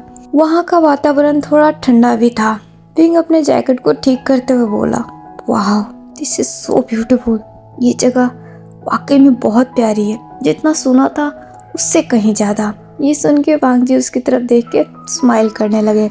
सिचेन भी चारों तरफ देख रहे होते हैं। उन्हें भी ये जगह काफी अच्छी लगती है। वो यहाँ पहली बार आए होते हैं। मेंग्या अपने ग्लव्स को ठीक करने लगता है क्योंकि वहाँ पे थोड़ी बहुत ठंड भी पड़ रही होती है। लास्ट नवंबर का महीना है तो वहाँ पे ठंड काफी होती है। चैंग और वैनचिंग तो एक साथ मिलके फोटोज लेना शुरू कर देते हैं। वहाँ पे उन तीनों के लिए कारें ऑलरेडी खड़ी होती है जो उन्हें उनके डेस्टिनेशन पर पहुँचाएगी।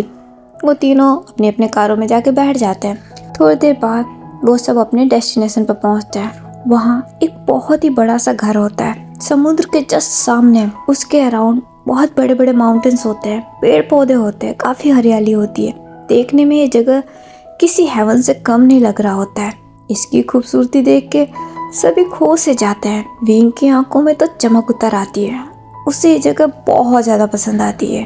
वो सारी जगहों को स्कैन करते हुए स्माइल कर रहा होता है। वांग जी भी उसे ही देख रहे होते हैं। वो उसके पास झुकते हैं और बोलते हैं, you like it? Wing smile करते हुए वांग जी की तरफ देखता है। वो हाँ में नोट करता है और बोलता है, आई लव इट।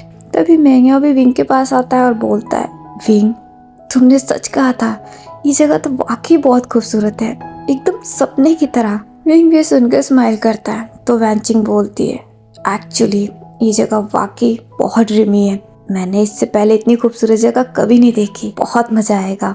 चैंग भी ये सुनकर स्माइल करने लगता है तो वांग जी बोलते हैं, ठीक है तो चल के घर देख ले। तो सिचेन बोलते हैं, बट वांग जी क्या हम तीनों यहाँ रहने वाले हैं? वांग जी स्माइल करते हैं और बोलते हैं, हाँ क्यों, कोई प्रॉब्लम है? तो सिचेन बोलते हैं, नहीं प्रॉब्लम तो नहीं है, बट यहाँ दूर दूर तक कुछ भी नहीं है। ये सुन के मेंग्यो थोड़ा चिढ़ जाता है और कहता है, तुम्हें लोगों से क्या करना है? तुम यहाँ हनीमून पे आए हो या लोगों से बातें करने? सिचेन ने सुन के थोड़ा नर्वस हो जाते हैं और बोलते हैं, नहीं मेरे कहने का वो मतलब नहीं था। एक्चुअली मैं ये कह रहा था कि यहाँ पे कोई है नहीं। तो मेंग्यो बोलता है, सिचेन ये जगह देखो कितनी प्यारी है, मुझे तो ये जगह काफी पसंद आई, हम यहीं रहेंगे। सिचेन भी सुन के हाँ में सर हिला देते हैं और बोलते हैं, ठीक है जैसी तुम्हारी मर्जी।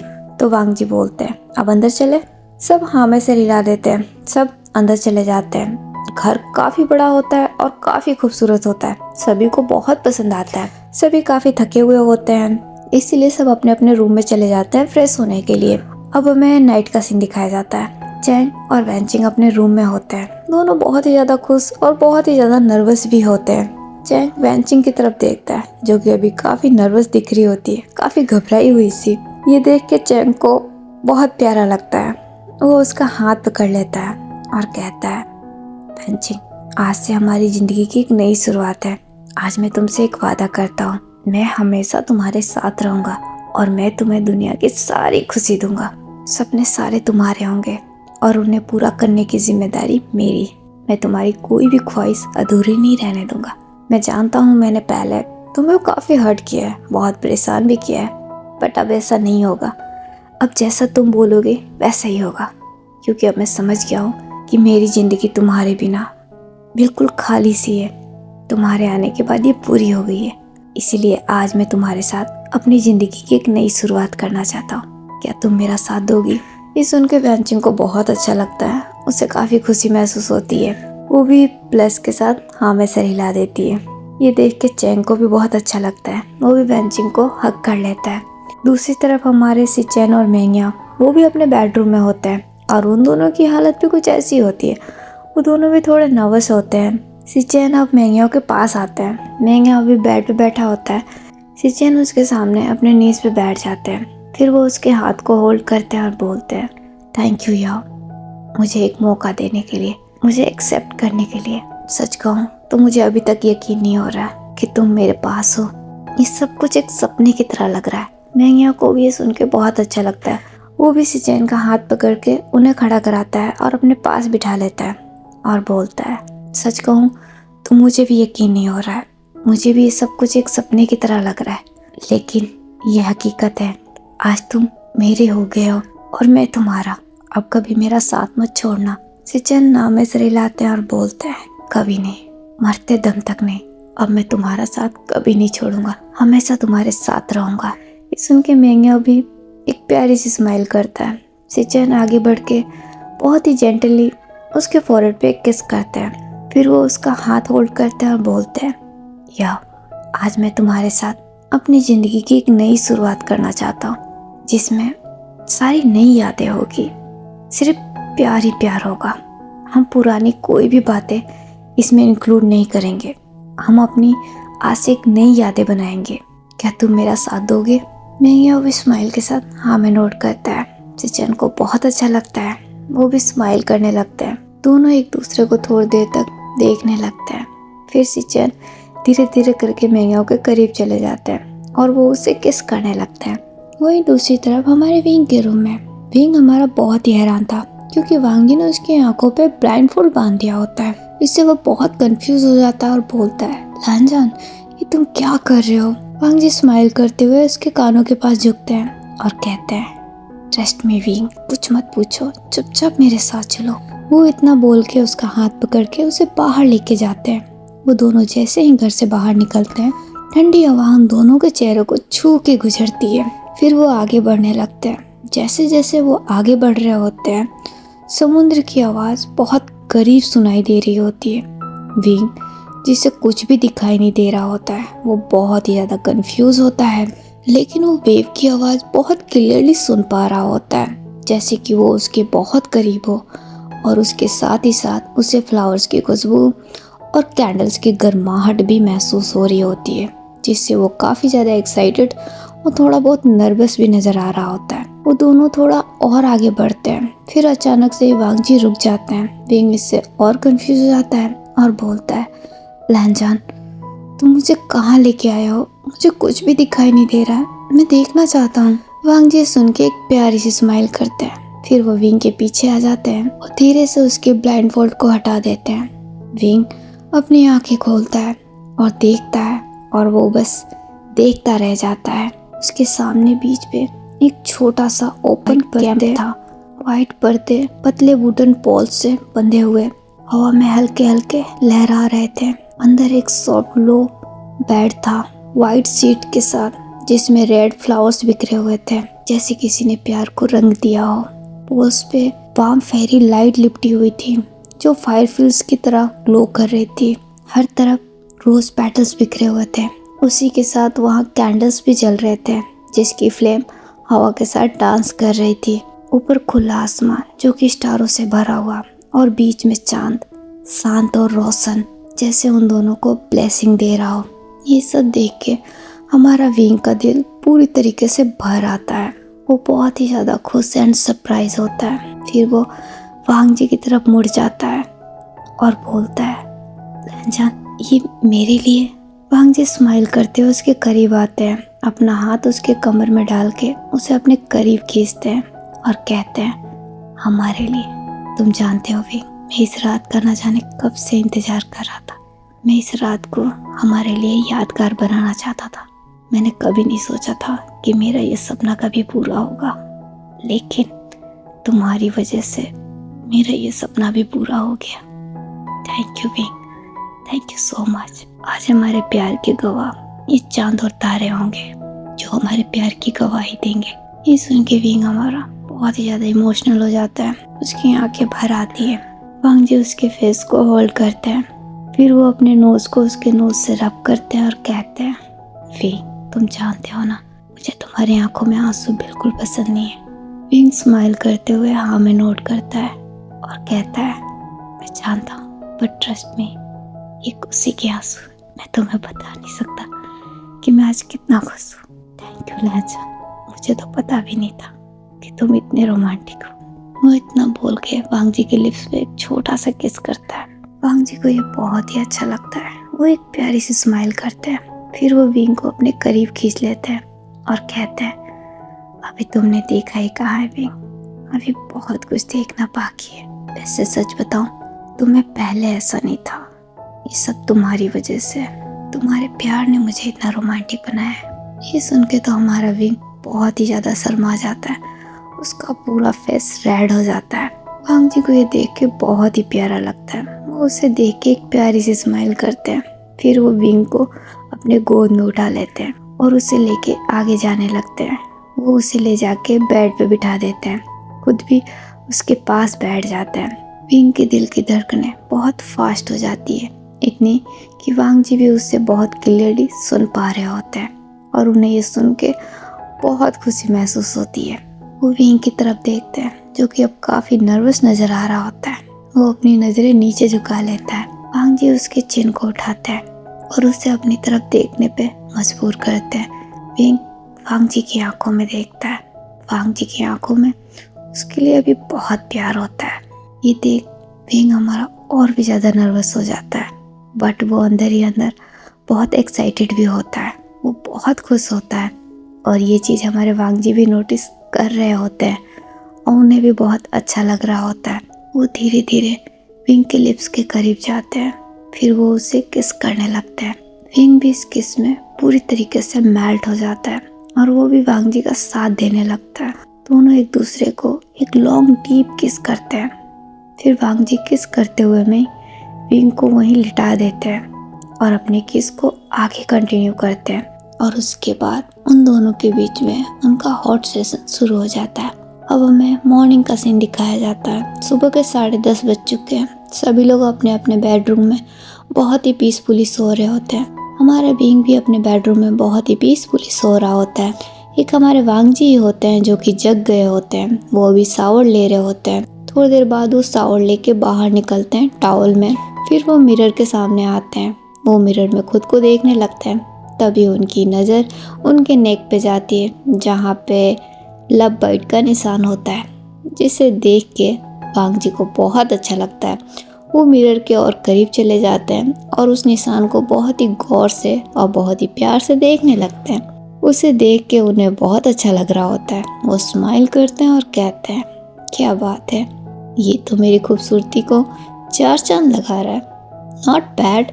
मुझे ऐसा लग रहा है कि मैं इसके साथ और भी ज़्यादा हैंडसम दिख रहा हूँ। ये मुझ पे काफ़ी शूट कर रहा है। वो इतना बोल के स्माइल करते हैं और उसके बाद से वो अपने हाथ को अपने बालों में ले जाते हैं और अपनी उंगलियों से उसे सेट करने लगते हैं। वही हमारा विंग जो कि अब नींद से उठ चुका होता है और वो वांग जी की सारी बातें देख और सुन रहा होता है। वो ये देख और सुन के काफ़ी हैरान होता है और कहता है, लैनजान तुम थकते नहीं हो अकेले खुद से बातें करते हुए? विंग की वॉइस से वांग जी थोड़े हैरान हो जाते हैं। वो विंग के पास आते हैं और कहते हैं, विंग तुम उठ गए? सॉरी, क्या मैंने तुम्हें डिस्टर्ब किया? विंग स्माइल करता है और कहता है, नहीं लैनजान, ऐसा कुछ नहीं है, बस मेरी नींद पूरी हो गई थी। पर मुझे ये बताओ, तुम इतनी जल्दी क्यों उठ गए और तुम अकेले में खुद से क्या बातें कर रहे हो? वांग जी स्माइल करते हुए थोड़ा नीचे झुकते हैं। वो उसके फॉरहेड पे किस करते हैं और बोलते हैं, कुछ नहीं विंग, मैं बस यूं ही। विंग वांग जी को अपने करीब खींच लेता है और कहता है, झूठ मत बोलो, मैंने खुद देखा, तुम खुद से बातें कर रहे थे और ये बहुत गलत है। तुम शायद भूल रहे हो कि मैं यहाँ तुम्हारे साथ हूँ। तुम्हें अगर बात करनी है तो मुझसे करो। वांग जी सुन के एक प्यारी सी स्माइल करते हैं और कहते हैं सॉरी विंग, तुम जानते हो ना ये मेरी आदत है। आईना मेरा बेस्ट फ्रेंड है शुरू से ही, मुझे उससे बातें करना बहुत पसंद है। विंग अपने हाथों को वांग जी के नेक में डाल देता है और कहता है वो तब की बात थी जब तुम अकेले थे, अब तुम अकेले नहीं हो, अब मैं तुम्हारे साथ हूँ। तो अब से तुम्हें जो बातें करनी हो तुम मुझसे करोगे। और रही तुम्हारी तारीफ करने की बात, तो वो हक सिर्फ मेरा है। मैं सिर्फ तुम्हारी तारीफ कर सकता हूँ और कोई नहीं, तुम भी नहीं, समझ गए? वांग जी भी ये सुन के हाँ में नोट करते हैं। फिर वो उसके लिप्स पे एक छोटा सा किस करते हैं और बोलते हैं समझ गया, जैसा तुम कहो। विंग भी ये सुन के एक प्यारी सी स्माइल करता है। तो वांग जी कहते हैं अब तुम उठ गए हो तो जाओ फ्रेश हो जाओ, जब तक मैं तुम्हारे लिए ब्रेकफास्ट तैयार करता हूँ। अच्छा ये बताओ तुम ब्रेकफास्ट में क्या लोगे? विंग अगेन एक बार वांग जी को अपने क्लोज खींचता और कहता है तुम्हें। वांग जी सुन के थोड़े हैरान हो जाते हैं। फिर वो स्माइल करते हैं और कहते हैं सोच लो मॉर्निंग में ये कुछ हैवी नहीं हो जाएगा? विंग भी एक नोटिस स्माइल करता है और कहता है मुझे पसंद है, मैं हैवी ही लेना चाहता हूँ। ये सुन के वांग जी अगेन एक बार स्माइल करते हैं और कहते हैं ठीक है फिर एज यू विश। वो इतना बोल के विंग के ऊपर आ जाते हैं और वो उसके फॉरहेड पे, चिक पे, नोज पे, चिन पे हर जगह किस करने लगते हैं। फिर वो उसके नेक पे किस करने लगते हैं। थोड़ी देर तक उनका ऐसे ही मॉर्निंग रोमांस चलता है। फिर विंग थक जाता है और कहता है बस अब मैं थक गया, अब मुझे फ्रेश होना है। ये सुन के वांग जी भी उठ के बैठ जाते हैं और बोलते हैं ठीक है तुम फ्रेश हो जाओ जब तक मैं तुम्हारा ब्रेकफास्ट रेडी करता हूँ। विंग भी हाँ में नोट कर देता है। वांग जी उठ के खड़े हो जाते हैं और वो विंग को कैरी कर लेते हैं। विंग उन्हें मना करता है बट वांग जी उसकी एक नहीं सुनते। वो उसे ले जाके वॉशरूम में छोड़ देते हैं। फिर वो बाहर आते हैं, अपने आप को ड्रेस्टअप करते हैं और फिर सीधा किचन में चले जाते हैं और वहाँ जाके विंग के लिए ब्रेकफास्ट बनाने लगते हैं। तभी थोड़ी देर बाद वहाँ पे सिचेन आते हैं अपनी आँखों को मलते हुए। वो वांग जी को देखते हैं और बोलते हैं गुड मॉर्निंग वांग जी, तुम क्या कर रहे हो? वांग जी भी स्माइल करते हैं और कहते हैं गुड मॉर्निंग सिचेन, मैं ब्रेकफास्ट तैयार कर रहा हूँ। सिचेन वांग जी के पास आते हैं और कहते हैं मेरे लिए भी, मुझे भी बहुत भूख लगी है। तो वांग जी कहते हैं नहीं ये विंग के लिए है, तुम्हें भूख लगी है तो तुम खुद बना लो। ये सुन के सिचेन थोड़ा हैरान हो जाते हैं और कहते हैं वांग जी तुम जानते हो ना मुझे खाना बनाना नहीं आता, मैं कैसे बनाऊंगा? वांग जी स्माइल करते हैं और बोलते हैं मुझे नहीं पता सिचेन, ये तुम्हारी प्रॉब्लम है, तुम खुद मैनेज करो। तो सिचेन बोलते हैं वांग जी तुम ऐसा नहीं कर सकते, इसीलिए मुझे यहाँ रहने से ऑब्जेक्शन था, इसीलिए मैंने तुमसे सवाल किया था। तुम इस बड़े घर की जगह कोई होटल बुक करते तो ज़्यादा अच्छा होता, एटलीस्ट वहाँ पे खाना बनाने की तो टेंशन नहीं होती। अब तुम बताओ सुबह सुबह मैं कहाँ जाऊँ, मुझे भूख लगी है और मैंगियों भी उठता होगा, उसे भी तो ब्रेकफास्ट करना होगा। तभी वहाँ पे चैंग भी आ जाता है और कहता है सही कह रहे हो सिचेन, खाना बनाना तो मुझे भी नहीं आता और भूख मुझे भी लगी है, अब हम क्या करेंगे? वांग जी चैंग की तरफ देखते हैं और कहते हैं कमाल है, तुम दोनों को खाना बनाने नहीं आता सच में? चैंग भी नाम में सिर हिलाता और बोलता है नहीं वांग जी मुझे कुछ भी नहीं आता, मैंने कभी नहीं किया है और मेरी समझ में नहीं आ रहा मैं क्या करूं। तभी वहाँ पे मैंगिया और वेंचिंग भी आ जाते हैं। वो इनकी बातें सुन के हंसने लग जाते हैं। उनकी हंसी की आवाज़ सुन के ये दोनों पीछे मुड़ के देखते हैं और सिचेन कहते हैं यार तुम उठ गए? मैंगिया स्माइल करते हुए सिचेन के पास आता है और कहता है सिचेन कुछ सीखो अपने भाई से, वांग जी को देखो कितना परफेक्ट है, उसे हर काम आता है और एक तुम हो, तुम्हें कुछ भी नहीं आता सिवाय बातें बनाने की। सिचेन इससे काफ़ी नर्वस हो जाते हैं। वो अपनी नज़रें नीचे झुकाते हैं और कहते हैं सॉरी यार बट मैं क्या करूँ, मुझे कभी ज़रूरत ही नहीं पड़ी, इसीलिए मुझे माफ़ कर दो। मैंगिया स्माइल करता है और कहता है कोई बात नहीं, तुम्हें सॉरी बोलने की कोई ज़रूरत नहीं है, तुम जाओ, तुम जाके फ्रेश हो जाओ, ब्रेकफास्ट मैं बना दूंगा। तभी वेंचिंग भी आ जाती है और वो भी बोलती है हाँ चैंग तुम जाओ, तुम जाके फ्रेश हो जाओ, हम दोनों मिलके ब्रेकफास्ट बना लेंगे। तभी वांग जी बोलते हैं नहीं इसकी कोई ज़रूरत नहीं है, एक काम करो तुम दोनों जाओ, जाके फ्रेशन अप हो जाओ, रही ब्रेकफास्ट की बात तो मैं इन दोनों की मदद कर दूंगा। ये सुन के चैंग और सिचेन वांग जी की तरफ देखते हैं।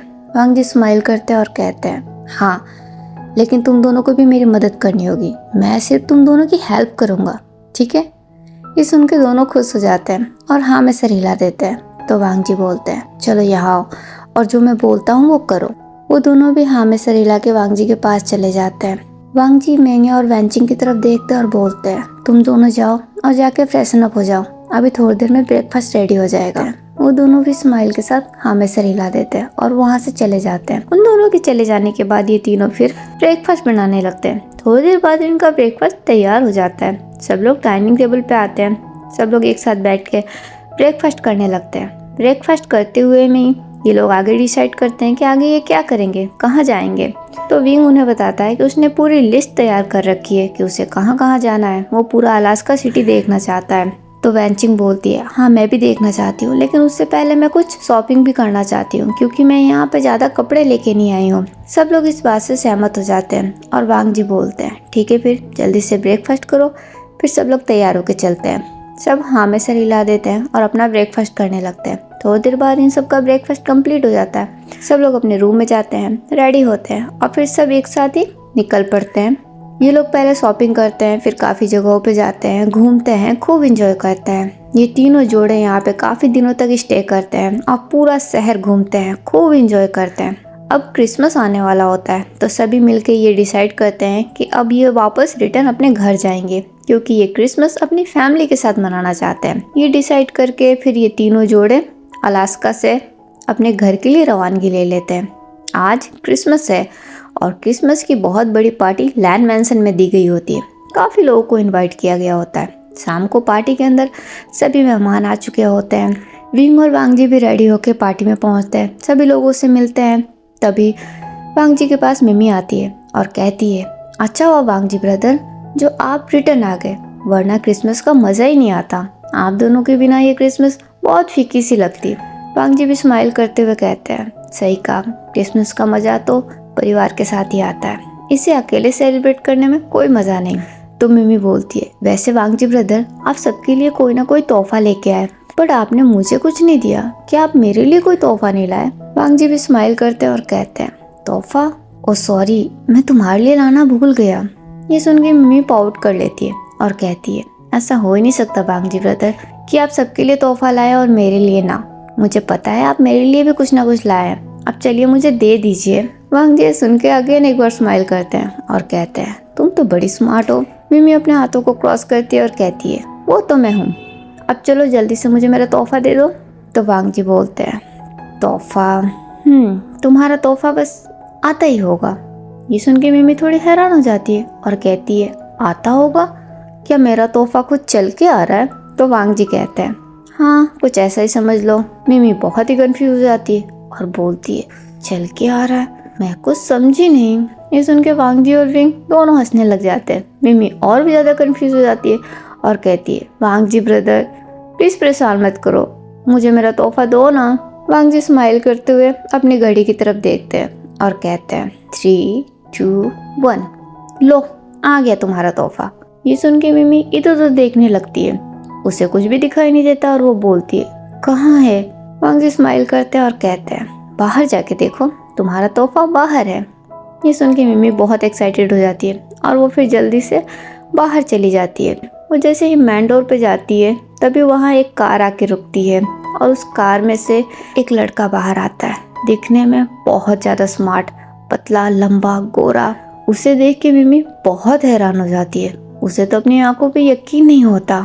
वो लड़का भी मिमी को देख के स्माइल करता है और वो आगे बढ़ने लगता है। मिमी भी उसके पास जाने लगती है, दोनों आमने सामने होते हैं। मिमी बहुत ही हैरान होती है और कहती है, वैनिंग तुम यहाँ? वो लड़का जिसका नाम वैनिंग होता है वो स्माइल करता है और बोलता है, हाँ कैसा लगा सरप्राइज? मिमी जो कि बहुत हैरान होती है और कहती है, पर तुम यहाँ कैसे? वैनिंग स्माइल करता है और कहता है, मुझे यहाँ पे मिस्टर वांग जी ने इनवाइट किया है। ये सुन के मिमी और हैरान हो जाती है और कहती है, वांग जी ब्रदर ने? वैनिंग भी हाँ में सिर हिलाता है। तभी वहाँ पे विंग और वांग जी दोनों आ जाते हैं और वांग जी बोलते हैं, तो कैसा लगा तोहफा मिमी? मिमी वांग जी की तरफ देखती है और बोलती है, वांग जी ब्रदर वैनिंग यहाँ? आपने वैनिंग को यहाँ क्यों इनवाइट किया? वांग जी स्माइल करते हैं और बोलते हैं, क्यों, क्या तुम्हें पसंद नहीं आया? क्या तुम इससे मिलना नहीं चाहती थी? पर मुझे जहाँ तक पता था तुम तो इसे बहुत मिस कर रही थी। ये सुन के मिमी थोड़ी शर्मा जाती है। वो अपनी नजरें नीचे झुकाती है और कहती है, वांग जी ब्रदर आपको ये किसने बताया? तभी विंग उसके पास आता है और कहता है, सॉरी मिमी, मैंने वांग जी को बताया। मिमी अब विंग की तरफ देखती है तो वांग जी कहते हैं, मिमी तुमने मुझसे ये बात क्यों छुपाई? तुम्हें मुझे बताना चाहिए था। मिमी ये सुन के एक बार फिर से अपनी नज़रें झुकाती है और कहती है, सॉरी वांग जी ब्रदर, पर मेरी हिम्मत नहीं हुई। वांग जी स्माइल करते हैं और कहते हैं, कोई बात नहीं, तुमने भले मुझे ना बताया बट मुझे पता चल गया। और अब एक भाई का फर्ज होता है कि वो उसकी बहन की खुशियों का ख्याल रखे। अब तुम्हारी खुशी ये है तो मैंने सोचा क्यों ना मैं तुम्हें तुम्हारी खुशी दे दूँ। मिमी सुन के वांग जी की तरफ देखती है और कहती है, thank you Wang ji brother, आप सच में बहुत अच्छे हो। वो इतना बोल के वांग जी को हक कर लेती है। ये देख के विंग स्माइल करता है और कहता है, मिमी क्या तुम्हें तुम्हारा तोहफा पसंद आया? मिमी हक ब्रेक करके विंग की तरफ देखती है। वो स्माइल करती है और कहती है, विंग तुम मुझे टीस नहीं कर सकते। विंग ये सुन के हंसने लग जाता है और कहता है, वैसे तुम्हारे लिए एक सरप्राइज और है। मिमी सुनकर थोड़ी हैरान होती है और बोलती है, सरप्राइज? विंग हाँ में सर हिलाता है और कहता है, क्या तुम जानना नहीं चाहोगे कि वैनिंग यहाँ पे क्या कर रहा है? वांग जी ने उसे यहाँ क्यों बुलाया है? मिमी हाँ में सर हिला देती है तो विंग बोलता है, मेरे नेक्स्ट म्यूजिक वीडियो में तुम्हें और वैनिंग को साइन किया गया है। ये सुन के मिमी बहुत ही ज्यादा हैरान हो जाती है और कहती है, क्या? विंग हाँ में सर हिलाता है तो मिमी बोलती है, पर कैसे, ये किसने किया? विंग स्माइल करता है। वो वांग जी की तरफ देखता है और बोलता है, अपने वांग जी ब्रदर से पूछो ये कैसे हो सकता है। मिमी अब वांग जी की तरफ देखती है और बोलती है, वांग जी ब्रदर। वांग जी स्माइल करते हैं। अब वो मिमी के थोड़े पास आ जाते हैं और कहते हैं, कुछ नहीं मिमी, मैंने इन्वेस्ट किया है। ये सुन के मिमी और भी ज़्यादा हैरान हो जाती है और कहती है, आपने? वांग जी भी हाँ में सर हिलाते हैं। मिमी अब बहुत ज़्यादा इमोशनल हो जाती है। उसकी आंखें थोड़ी भर आती है। ये देख के वांग जी को अच्छा नहीं लगता और वो कहते हैं, क्या हुआ मिमी, क्या तुम्हें ये अच्छा नहीं लगा? क्या तुम नहीं चाहती थी कि वैनिंग को ब्रेक मिले? मिमी हाँ में सर हिलाती है। वो अपने आंसू को साफ करती है और कहती है, वांग जी ब्रदर, मैं आपको बता नहीं सकती आपने मेरे लिए क्या किया है। आप सच में बहुत अच्छे हैं। मैं आपका ये एहसान कभी नहीं भूलूंगी। वांग जी अपना दोनों हाथ मिमी के शोल्डर पे ले जाते हैं और कहते हैं, मिमी तुम मुझे अपना भाई बुलाती हो ना, तो क्या एक भाई अपनी बहन पे कभी एहसान कर सकता है? मैंने ये सब कुछ तुम्हारी खुशी के लिए किया है, तुम पे कोई एहसान नहीं किया है। और वैसे भी मैंने इतना बड़ा भी कोई काम नहीं किया, मैं सिर्फ इन्वेस्ट कर रहा हूँ। मेहनत तुम दोनों को करनी है, तुम दोनों को ही खुद को साबित करके दिखाना है। और एक बात बताऊँ मिमी, मुझे पूरा यकीन है कि मैंने गलत जगह पे इन्वेस्ट नहीं किया। तुम जानती हो ना, तुम्हारा ये भाई कभी घाटे का सौदा नहीं करता। मुझे तुम दोनों पे पूरा यकीन है, जितना मैंने अभी इन्वेस्ट किया है मुझे उससे कहीं ज़्यादा मिलेगा। और ये तुम दोनों को साबित करके दिखाना है, समझ गई? मिमी भी ये सुन के हाँ में सर हिलाती है। वांग जी उसके आंसू को वाइप करते हैं और कहते हैं, अब ये रोना धोना बंद करो और जाओ जाके वैनिंग को सबसे इंट्रोड्यूस कराओ। क्या तुम उसे अपनी फैमिली से नहीं मिलवाओगी? उसे यहीं खड़े रखने का इरादा है? मिमी ये सुन के ना में सर हिलाती है तो वांग जी स्माइल करते हैं और कहते हैं, तो फिर जाओ, यहाँ खड़े क्यों हो, लेके जाओ वैनिंग को। मिमी स्माइल करते हुए हाँ में सर हिलाती है। फिर वो वैनिंग के पास आती है, उसका हाथ पकड़ लेती है और कहती है, चलो वैनिंग, मैं तुम्हें अपनी फैमिली से मिलवाती हूँ। वो इतना बोल के वैनिंग को अपने साथ लेके चली जाती है। उसके जाने के बाद विंग वांग जी के पास आता है। वो वांग जी को देखता है और कहता है, लैनचन, I am so proud of you. मुझे तुम्हारी इसी अदा पे बहुत प्यार आता है। वांग जी सुन के स्माइल करते हैं और कहते हैं, अच्छा सच में? विंग भी हाँ में सर हिलाता है और कहता है, हाँ, तुम हमेशा मुझसे पूछते हो ना कि मैं तुमसे इतना प्यार क्यों करता हूँ। बस इसीलिए, क्योंकि तुम सबसे प्यार करते हो, तुम्हें सबका ख्याल रहता है, तुम सबकी फिक्र करते हो। और यही चीज़ मुझे तुम्हारी बहुत पसंद है और इसीलिए मैं तुमसे बहुत प्यार करता हूँ। वांग जी को ये सुन के बहुत खुशी होती है। वो भी एक प्यारी सी स्माइल करते हैं और कहते हैं, मैं भी तुमसे बहुत प्यार करता हूँ। वो इतना बोल के विंग को साइड हक कर लेते हैं। विंग को भी इससे बहुत अच्छा लगता है और वो कहता है, चलो अब हम भी अंदर चलते हैं। वांग जी भी हाँ में सर हिला देते हैं और वो दोनों भी अंदर चले जाते हैं। अब यहाँ से टाइम स्किप होता है। अब हमें पूरे 2 साल बाद का सीन दिखाया जाता है और इन 2 सालों में काफ़ी कुछ हुआ। वांग जी के दिए गए एक मौके से वैनिंग की पूरी लाइफ सेट हो गई। उसने बहुत कड़ी मेहनत की और खुद को साबित किया और वो अब एक जाना माना फेमस सेलिब्रिटी बन चुका होता है। वहीं हमारी मिमी जो कि पहले से ही काफ़ी फेमस थी, उसने भी काफ़ी कड़ी मेहनत की और वो भी अब एक बहुत ही फेमस एक्ट्रेस बन चुकी होती है। इन दोनों की केमिस्ट्री और साथ को लोगों ने काफ़ी पसंद किया। लोगों को इनकी केमिस्ट्री काफ़ी पसंद आई। अब ये दोनों एक साथ हैं और बहुत ही खुश है। वहीं हमारे चैंग ने भी अपने डैड के बिजनेस को पूरा टेक ओवर कर लिया। अब वो पूरा बिजनेस अकेले ही संभालता है और इस बात से मिस्टर वेई को बहुत खुशी है। हमारी वैनचिंग जो कि एक बहुत ही फेमस फैशन डिज़ाइनर है, अभी वो फ़िलहाल रेस्ट पे है क्योंकि वो अभी प्रेग्नेंट है। आजकल में कभी भी उसकी डिलीवरी हो सकती है। सिचेन ने भी अब अपने डैड के बिजनेस को पूरा संभाल लिया होता है। मेंगिया अब एक कॉलेज के अंदर प्रोफेसर बन चुका होता है और हमारे वांग जी ने भी अपने बिजनेस को काफ़ी आगे बढ़ाया। वो उसे आसमान की ऊंचाइयों तक ले गए और तो और उन्हें best business of the year का अवार्ड भी मिला। और हमारे विंग ने भी काफ़ी कड़ी मेहनत की है। उसके भी कुछ न्यू एल्बम्स रिलीज हुए और सारे के सारे बहुत ही हिट गए। विंग और वांग जी ने ना सिर्फ अपने कैरियर को बल्कि अपनी फैमिली को भी बहुत अच्छे से संभाला है।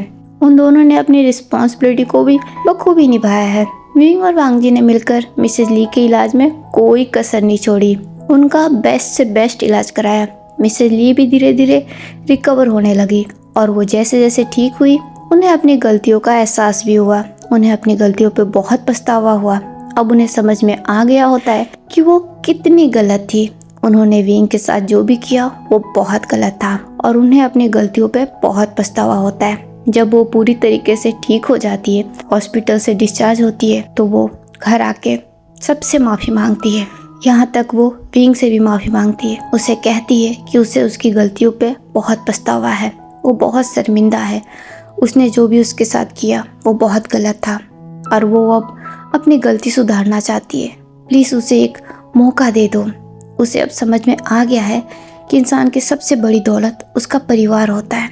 दुनिया में परिवार से बड़ा और कोई दौलत नहीं होता और वो भी अब अपने परिवार के साथ रहना चाहती है, अपने हस्बैंड, अपने बच्चों के साथ रहना चाहती है, अपनी गलतियों को सुधारना चाहती है। मुझे बस एक लास्ट चांस दे दो खुद को साबित करने का, अपनी भूल को सुधारने का। प्लीज़ विंग, प्लीज़ मुझे माफ़ कर दो। उनकी बातों से विंग भी थोड़ा इमोशनल हो जाता है क्योंकि इस बार मिसेज ली की बातों में सच्चाई होती है, उनकी आंखों में ईमानदारी होती है। इस बार जो वो कह रही है वो सच होता है। विंग जिसके दिल में मिसेज ली के लिए कोई मलाल नहीं है, कोई गुस्सा, कोई नाराज़गी नहीं है, इसीलिए वो मिसेज ली को माफ़ कर देता है। और अब जब विंग ही उन्हें माफ़ कर देता है तो सबके पास भी मिसेज ली से नाराज़ होने का कोई रीज़न नहीं रहता। इसीलिए सभी मिसेज ली को माफ़ कर देते हैं और इनका परिवार अब फाइनली कंप्लीट हो जाता है। आज इन सब के लिए एक बहुत बड़ा दिन है और बहुत ही खुशी का दिन है क्योंकि आज हमारी मिमी और वैनिंग की शादी है और इस बात से सभी लोग बहुत खुश होते हैं। सबने मिलकर मिमी और वैनिंग की शादी की बहुत अच्छी तैयारी की होती है। फिलहाल मिमी अभी अपने डैड के साथ है। विंग और वांग जी भी मिमी के पास आते हैं। वो दोनों मिमी को देखते हैं जो कि आज बहुत ही ज़्यादा खुश होती है और वो आज बहुत ज़्यादा खूबसूरत भी लग रही होती है। वांग जी उसे सर से पाँव तक देखते हैं और उसे देख के वो थोड़े इमोशनल भी हो जाते हैं। उनकी आंखें थोड़ी भर आती है। वो अपने आप को ठीक करते हैं और कहते हैं, क्या बात है मिमी, आज तो मेरी बहन कुछ ज़्यादा ही खूबसूरत लग रही है। मुझे तो अब डर लग रहा है कि कहीं कोई मेरी बहन को नज़र न लगा दे। ये सुन के मिमी प्लस करने लगती है तो विंग बोलता है, सच में मिमी, आज तुम बहुत खूबसूरत लग रही हो। देखना, आज वैनिंग अपनी नज़रें तुमसे नहीं हटा पाएगा। ये सुन के मिमी और भी ज़्यादा शर्मा जाती है और कहती है, विंग प्लीज़ प्लीज़ ऐसा मत बोलो। ये सुन के विंग और वांग जी स्माइल करने लगते हैं। वांग जी अब मिमी के पास आते हैं। वो उसके शोल्डर को होल्ड करते हैं और कहते हैं, सच में मिमी, विंग बिल्कुल सही कह रहा है। सच में तुम आज बहुत खूबसूरत लग रही हो, तुम्हें किसी की नज़र ना लगे। ये सुन के मिमी अब थोड़ी इमोशनल हो जाती है। वो वांग जी का हाथ पकड़ लेती है और कहती है, thank you Wang ji brother, ये सब कुछ आपकी वजह से पॉसिबल हुआ है। अगर आप नहीं होते तो मुझे नहीं लगता कि मेरी शादी कभी भी वैनिंग से होती। ये सब आपने किया है, थैंक यू सो मच। वांग जी सुन के एक प्यारी सी स्माइल करते हैं और कहते हैं, मिमी, एक तरफ तुम मुझे भाई बुलाती हो और वहीं तुम मुझे थैंक यू भी बोल रही हो। ये बात मेरे को समझ में नहीं आ रहा। मैंने तुमसे कितनी बार कहा है, मैंने जो कुछ भी किया सिर्फ तुम्हारी खुशी के लिए। तुम्हारे थैंक यू के लिए नहीं।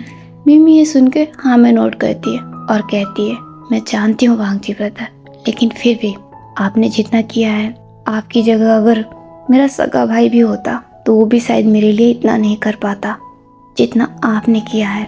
सच में आप बहुत ही अच्छे हैं, बहुत ज़्यादा, और मैं बहुत ही लकी हूँ कि मुझे आप जैसा भाई मिला। ये सुन के वांगजी भी थोड़े इमोशनल हो जाते हैं। मिमी की आंखों में भी आंसू होते हैं।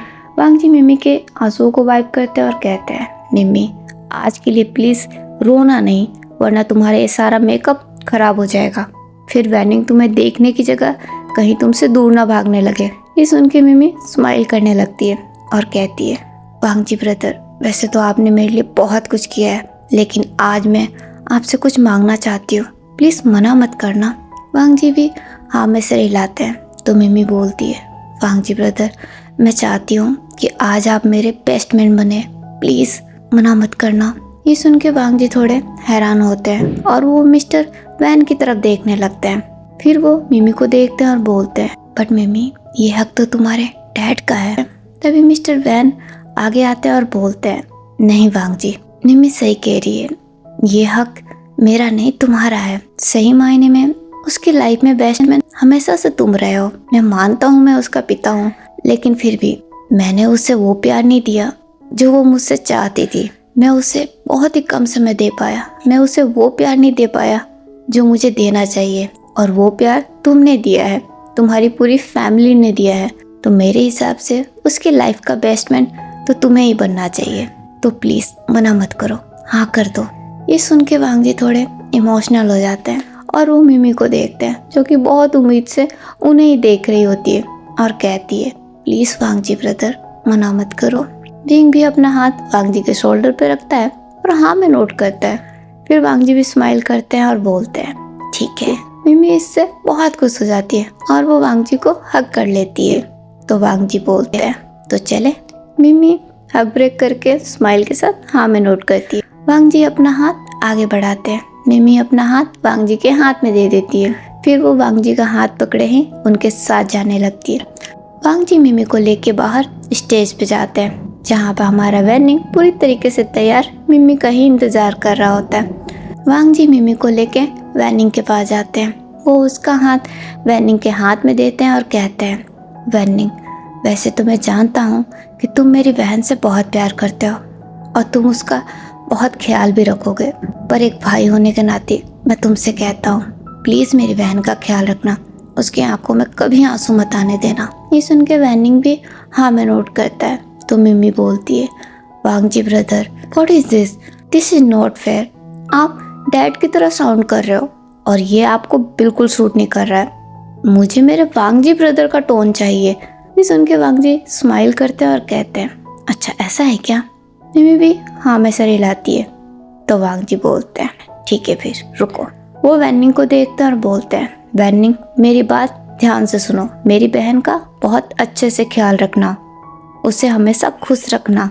अगर कभी मैंने सुना कि उसकी आंखों में तुम्हारी वजह से आंसू आए तो फिर सोच लेना, मुझसे बुरा कोई और नहीं होगा, समझ गए?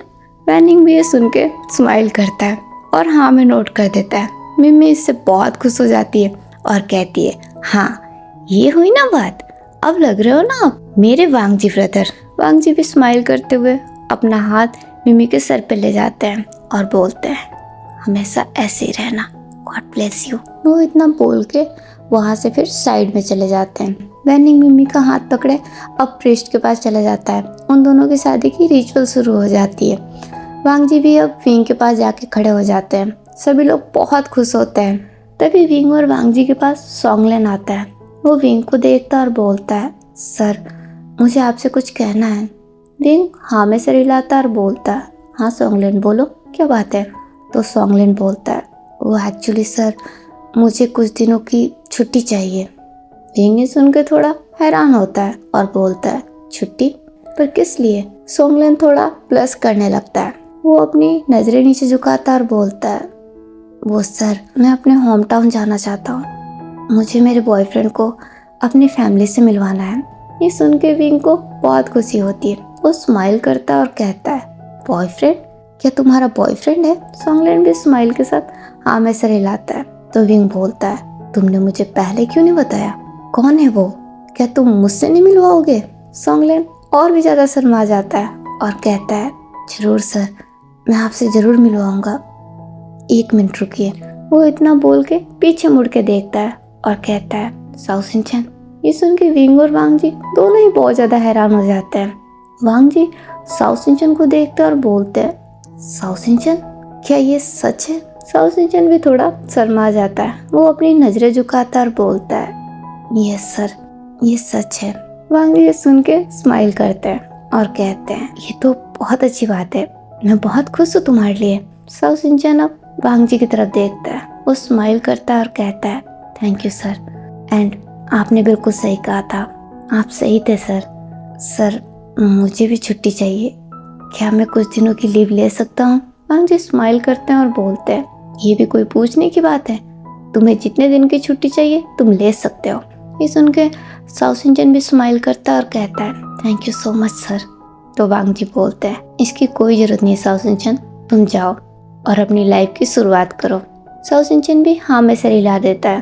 तो विंग बोलता है, सॉन्गलैन, तुम जा सकते हो और तुम्हें जितने दिन की छुट्टी चाहिए तुम आराम से लो, और अगर तुम्हें किसी चीज़ की ज़रूरत हो तो मुझे ज़रूर बताना, मुझे बहुत अच्छा लगेगा। सॉन्गलैन भी हाँ में सर हिलाता और बोलता है, थैंक यू सर। विंग भी हाँ में नोट कर देता है। वो दोनों अब वहाँ से चले जाते हैं। उनके चले जाने के बाद विंग वांग जी की तरफ देखता है और बोलता है, मैं इन दोनों के लिए बहुत खुश हूँ। तो वांग जी बोलते हैं, मैं भी।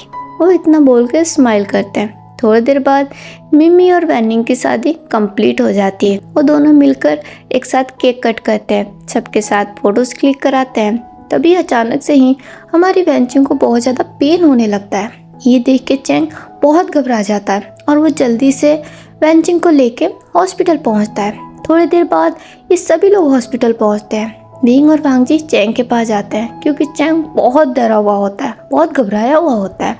वांग जी और विंग मिलके उसे समझाते हैं कि सब कुछ ठीक होगा, वो परेशान ना हो। तभी थोड़ी देर बाद वहाँ पे नर्स आती है और बताती है कि चैंग को बेटी हुई है। ये सुन के सभी लोग बहुत खुश हो जाते हैं और एक एक करके वैनचिंग और बेबी से मिलने लगते हैं। बच्ची बहुत ही ज़्यादा प्यारी होती है। मिसेज ली आज बहुत ज़्यादा खुश होती है। आज उनकी खुशियों का कोई ठिकाना नहीं होता है। वो अपनी लाइफ में पहली बार इतना खुश हुई होती है। वो अपना हाथ वैनचिंग के सर पे फेरते हुए उसे थैंक यू बोलती है और वो फिर बच्ची के माथे पे भी एक किस करती है। उसके बाद मैडम लैन भी उस बच्ची को गोद में लेती है। वो भी आज बहुत खुश होती है। एक एक करके सभी लोग उस बच्ची को अपने गोद में लेते हैं। एंड में बारी आती है हमारे विंग और वांग जी की। वांग जी तो उस बच्ची को देख के थोड़े इमोशनल हो जाते हैं। वो तो उसे छूने से भी डर रहे होते हैं क्योंकि वो बच्ची देखने में बहुत ही प्यारी और बहुत ही नाजुक होती है। उन्हें डर लग रहा होता है कि वो अगर उसे छुएंगे तो उसे चोट लग जाएगी। ये देख के विंग हंसने लग जाता है। वो उस बच्ची को अपने गोद में लेता है और फिर वो वांग जी के गोद में देता है। वांग जी जब उस बच्ची को अपने गोद में लेते हैं वो और भी ज़्यादा इमोशनल हो जाते हैं। वो उसे बहुत प्यार से देखने लगते हैं और उसे देखते हुए ही कहते हैं, विंग, आज इसे देख के मेरे दिल में भी बाप बनने की इच्छा जागी है। क्या तुम प्रेग्नेंट नहीं हो? ये सुन के हमारे विंग की स्माइल थोड़ी फैड हो जाती है। वो अपनी नज़रें नीचे झुका लेता है। ये देख के वांग जी को बहुत हर्ट होता है और वो कहते हैं, विंग, आई एम सॉरी, मैंने सिर्फ मजाक किया, मेरा इरादा तुम्हें हर्ट करने का नहीं था। विंग की आंखों में अब आंसू आ जाते हैं। वो वांग जी को देखता है और कहता है, नहीं लांजान, तुम्हें माफ़ी मांगने की कोई ज़रूरत नहीं। माफ़ी तो मुझे मांगनी चाहिए क्योंकि ये खुशी मैं तुम्हें कभी नहीं दे सकता। मैंने तुमसे कभी नहीं कहा, पर मेरा भी बहुत दिल करता है कि हमारा भी कोई बच्चा हो, पर ये पॉसिबल नहीं है। मैं तुम्हें ये खुशी कभी नहीं दे पाऊंगा। ये सुन के वांग जी को बहुत बुरा लगता है और खासकर विंग के आंसू देख के। वो विंग के पास आते हैं, उसके आंसू को साफ करते हैं और कहते हैं, विंग, तुमने ऐसे सोचा भी कैसे? ऐसा कुछ भी नहीं है जो तुम मुझे नहीं दे सकते, और तुमने ये बात मुझसे पहले क्यों नहीं कहा कि तुम्हें बच्चा चाहिए? तुम्हें मुझे बताना चाहिए था। तो विंग बोलता है, उससे क्या हो जाता लांजान, अगर मैं तुम्हें बता भी देता तो क्या ये पॉसिबल है? क्या मैं तुम्हें बच्चा दे पाऊंगा? तो वांग जी बोलते हैं, बेशक तुम दे सकते हो, ऐसा कुछ भी नहीं जो तुम नहीं कर सकते। विंग ये सुन के थोड़ा कंफ्यूज हो जाता है और कहता है, ये क्या कह रहे हो लांजान? तुम ये बात अच्छे से जानते हो, ये पॉसिबल नहीं है। वांग जी अब स्माइल करते हैं और कहते हैं बिल्कुल पॉसिबल है विंग, तुम्हें पता है ना मैं कुछ भी कर सकता हूँ। और अब मैंने सोच लिया है, मुझे अब फादर बनना है, हम एक बच्चा अडॉप्ट करेंगे। ये सुन के विंग बहुत हैरान होता है और बोलता है अडॉप्ट? वांग जी हाँ में नोट करते हैं और बोलते हैं हाँ विंग, बट लैनचन ये। वांग जी उसे बीच में ही कट करते हैं और कहते हैं विंग, तुम अच्छे से जानते हो मैं इन सब चीज़ों को नहीं मानता, और ये चीज़ तो तुमने भी देखी है, रिश्ते दिल से बनते हैं, जन्म और खून से नहीं। मेरा मानना है कि दिल से बने ही रिश्ते हमेशा साथ देते हैं, क्या तुम्हें नहीं लगता? विंग ने सुन के चुप पड़ जाता है। तभी वहाँ पे सिचैन आते हैं और कहते हैं तुम सही हो वांग जी, तुमने बिल्कुल सही कहा है, रिश्ते दिल से बनते हैं, खून से नहीं। और तुम अकेले नहीं हो, मैं भी हूँ, तुम्हारे साथ साथ मेरे दिल में भी एक इच्छा जागी है। एक्चुअली मैंने ना मुझसे कई बार कहा कि उसे एक बच्चा चाहिए, तो तुम्हारे साथ साथ मैं भी एक बच्चा अडॉप्ट करूँगा। अब हम 2 बच्चे अडॉप्ट करेंगे, मैं तुम्हारे साथ हूँ, अपने साथ साथ मेरे लिए भी बात करना। वांग जी सुनकर स्माइल करते हैं और कहते हैं क्या सच में तुम भी बच्चा अडॉप्ट करना चाहते हो? सिचैन भी हाँ में सर हिलाते हैं और बोलते हैं हाँ, मुझे भी एक बच्चा चाहिए। वांग जी भी हाँ में नोट कर देते हैं। तभी वहाँ पे मैडम लैन भी आ जाती है और कहती है वांग जी तुमने बिल्कुल सही फैसला किया है, मैं भी तुम्हारे साथ हूँ। विंग की तरफ देखती है, वो उसके शोल्डर पे हाथ रखती है और बोलती है विंग, वांग जी सही कह रहा है, उसकी बात मान लो। विंग अब काफ़ी इमोशनल हो जाता है और हाँ में सर हिलाता है। ये देख मैडम लैन उससे हक कर लेती है। अब हमें 2 दिन बाद लैन मैंसन का सीन दिखाया जाता है। आज लैन मैंसन के अंदर एक बहुत बड़ी पार्टी रखी गई होती है, क्योंकि आज यहाँ पे डबल सेलिब्रेशन होता है। वांग जी और विंग ने एक न्यू बोर्न बेबी को अडॉप्ट किया होता है, जो कि बहुत ही प्यारा होता है। वो एक लड़का होता है और वो महज 7 दिन का होता है। आज उसका इस घर में होम कमिंग होता है और इसी के लिए ये पार्टी रखी गई है। और साथ ही साथ मेंग्या और सिचैन ने भी एक बच्चे को अडॉप्ट किया होता है, वो भी एक लड़का ही होता है। इन दोनों बच्चों का ही आज होम कमिंग होता है और साथ ही साथ इन दोनों का नामकरण भी। विंग और वांग जी अपने बच्चे का नाम आयुवान रखते हैं और मेंग्या और सिचैन अपने बच्चे का नाम जिंगे रखते हैं। ये दोनों बच्चे ही बहुत प्यारे होते हैं और मैडम लैन आज बहुत ज़्यादा खुश होती है, क्योंकि वो 2 बच्चों की दादी बन चुकी होती है। आज उनकी खुशियों का कोई ठिकाना नहीं होता है। मिस्टर लैन भी आज बहुत खुश होते हैं। वो भी वांग जी के पास आते हैं और कहते हैं तुम जानते हो वांग जी, आज तुम्हें जितनी खुशी हो रही है ना, इतनी ही खुशी मुझे तब हुई थी जब पहली बार मैंने तुम्हें अपने गोद में लिया था।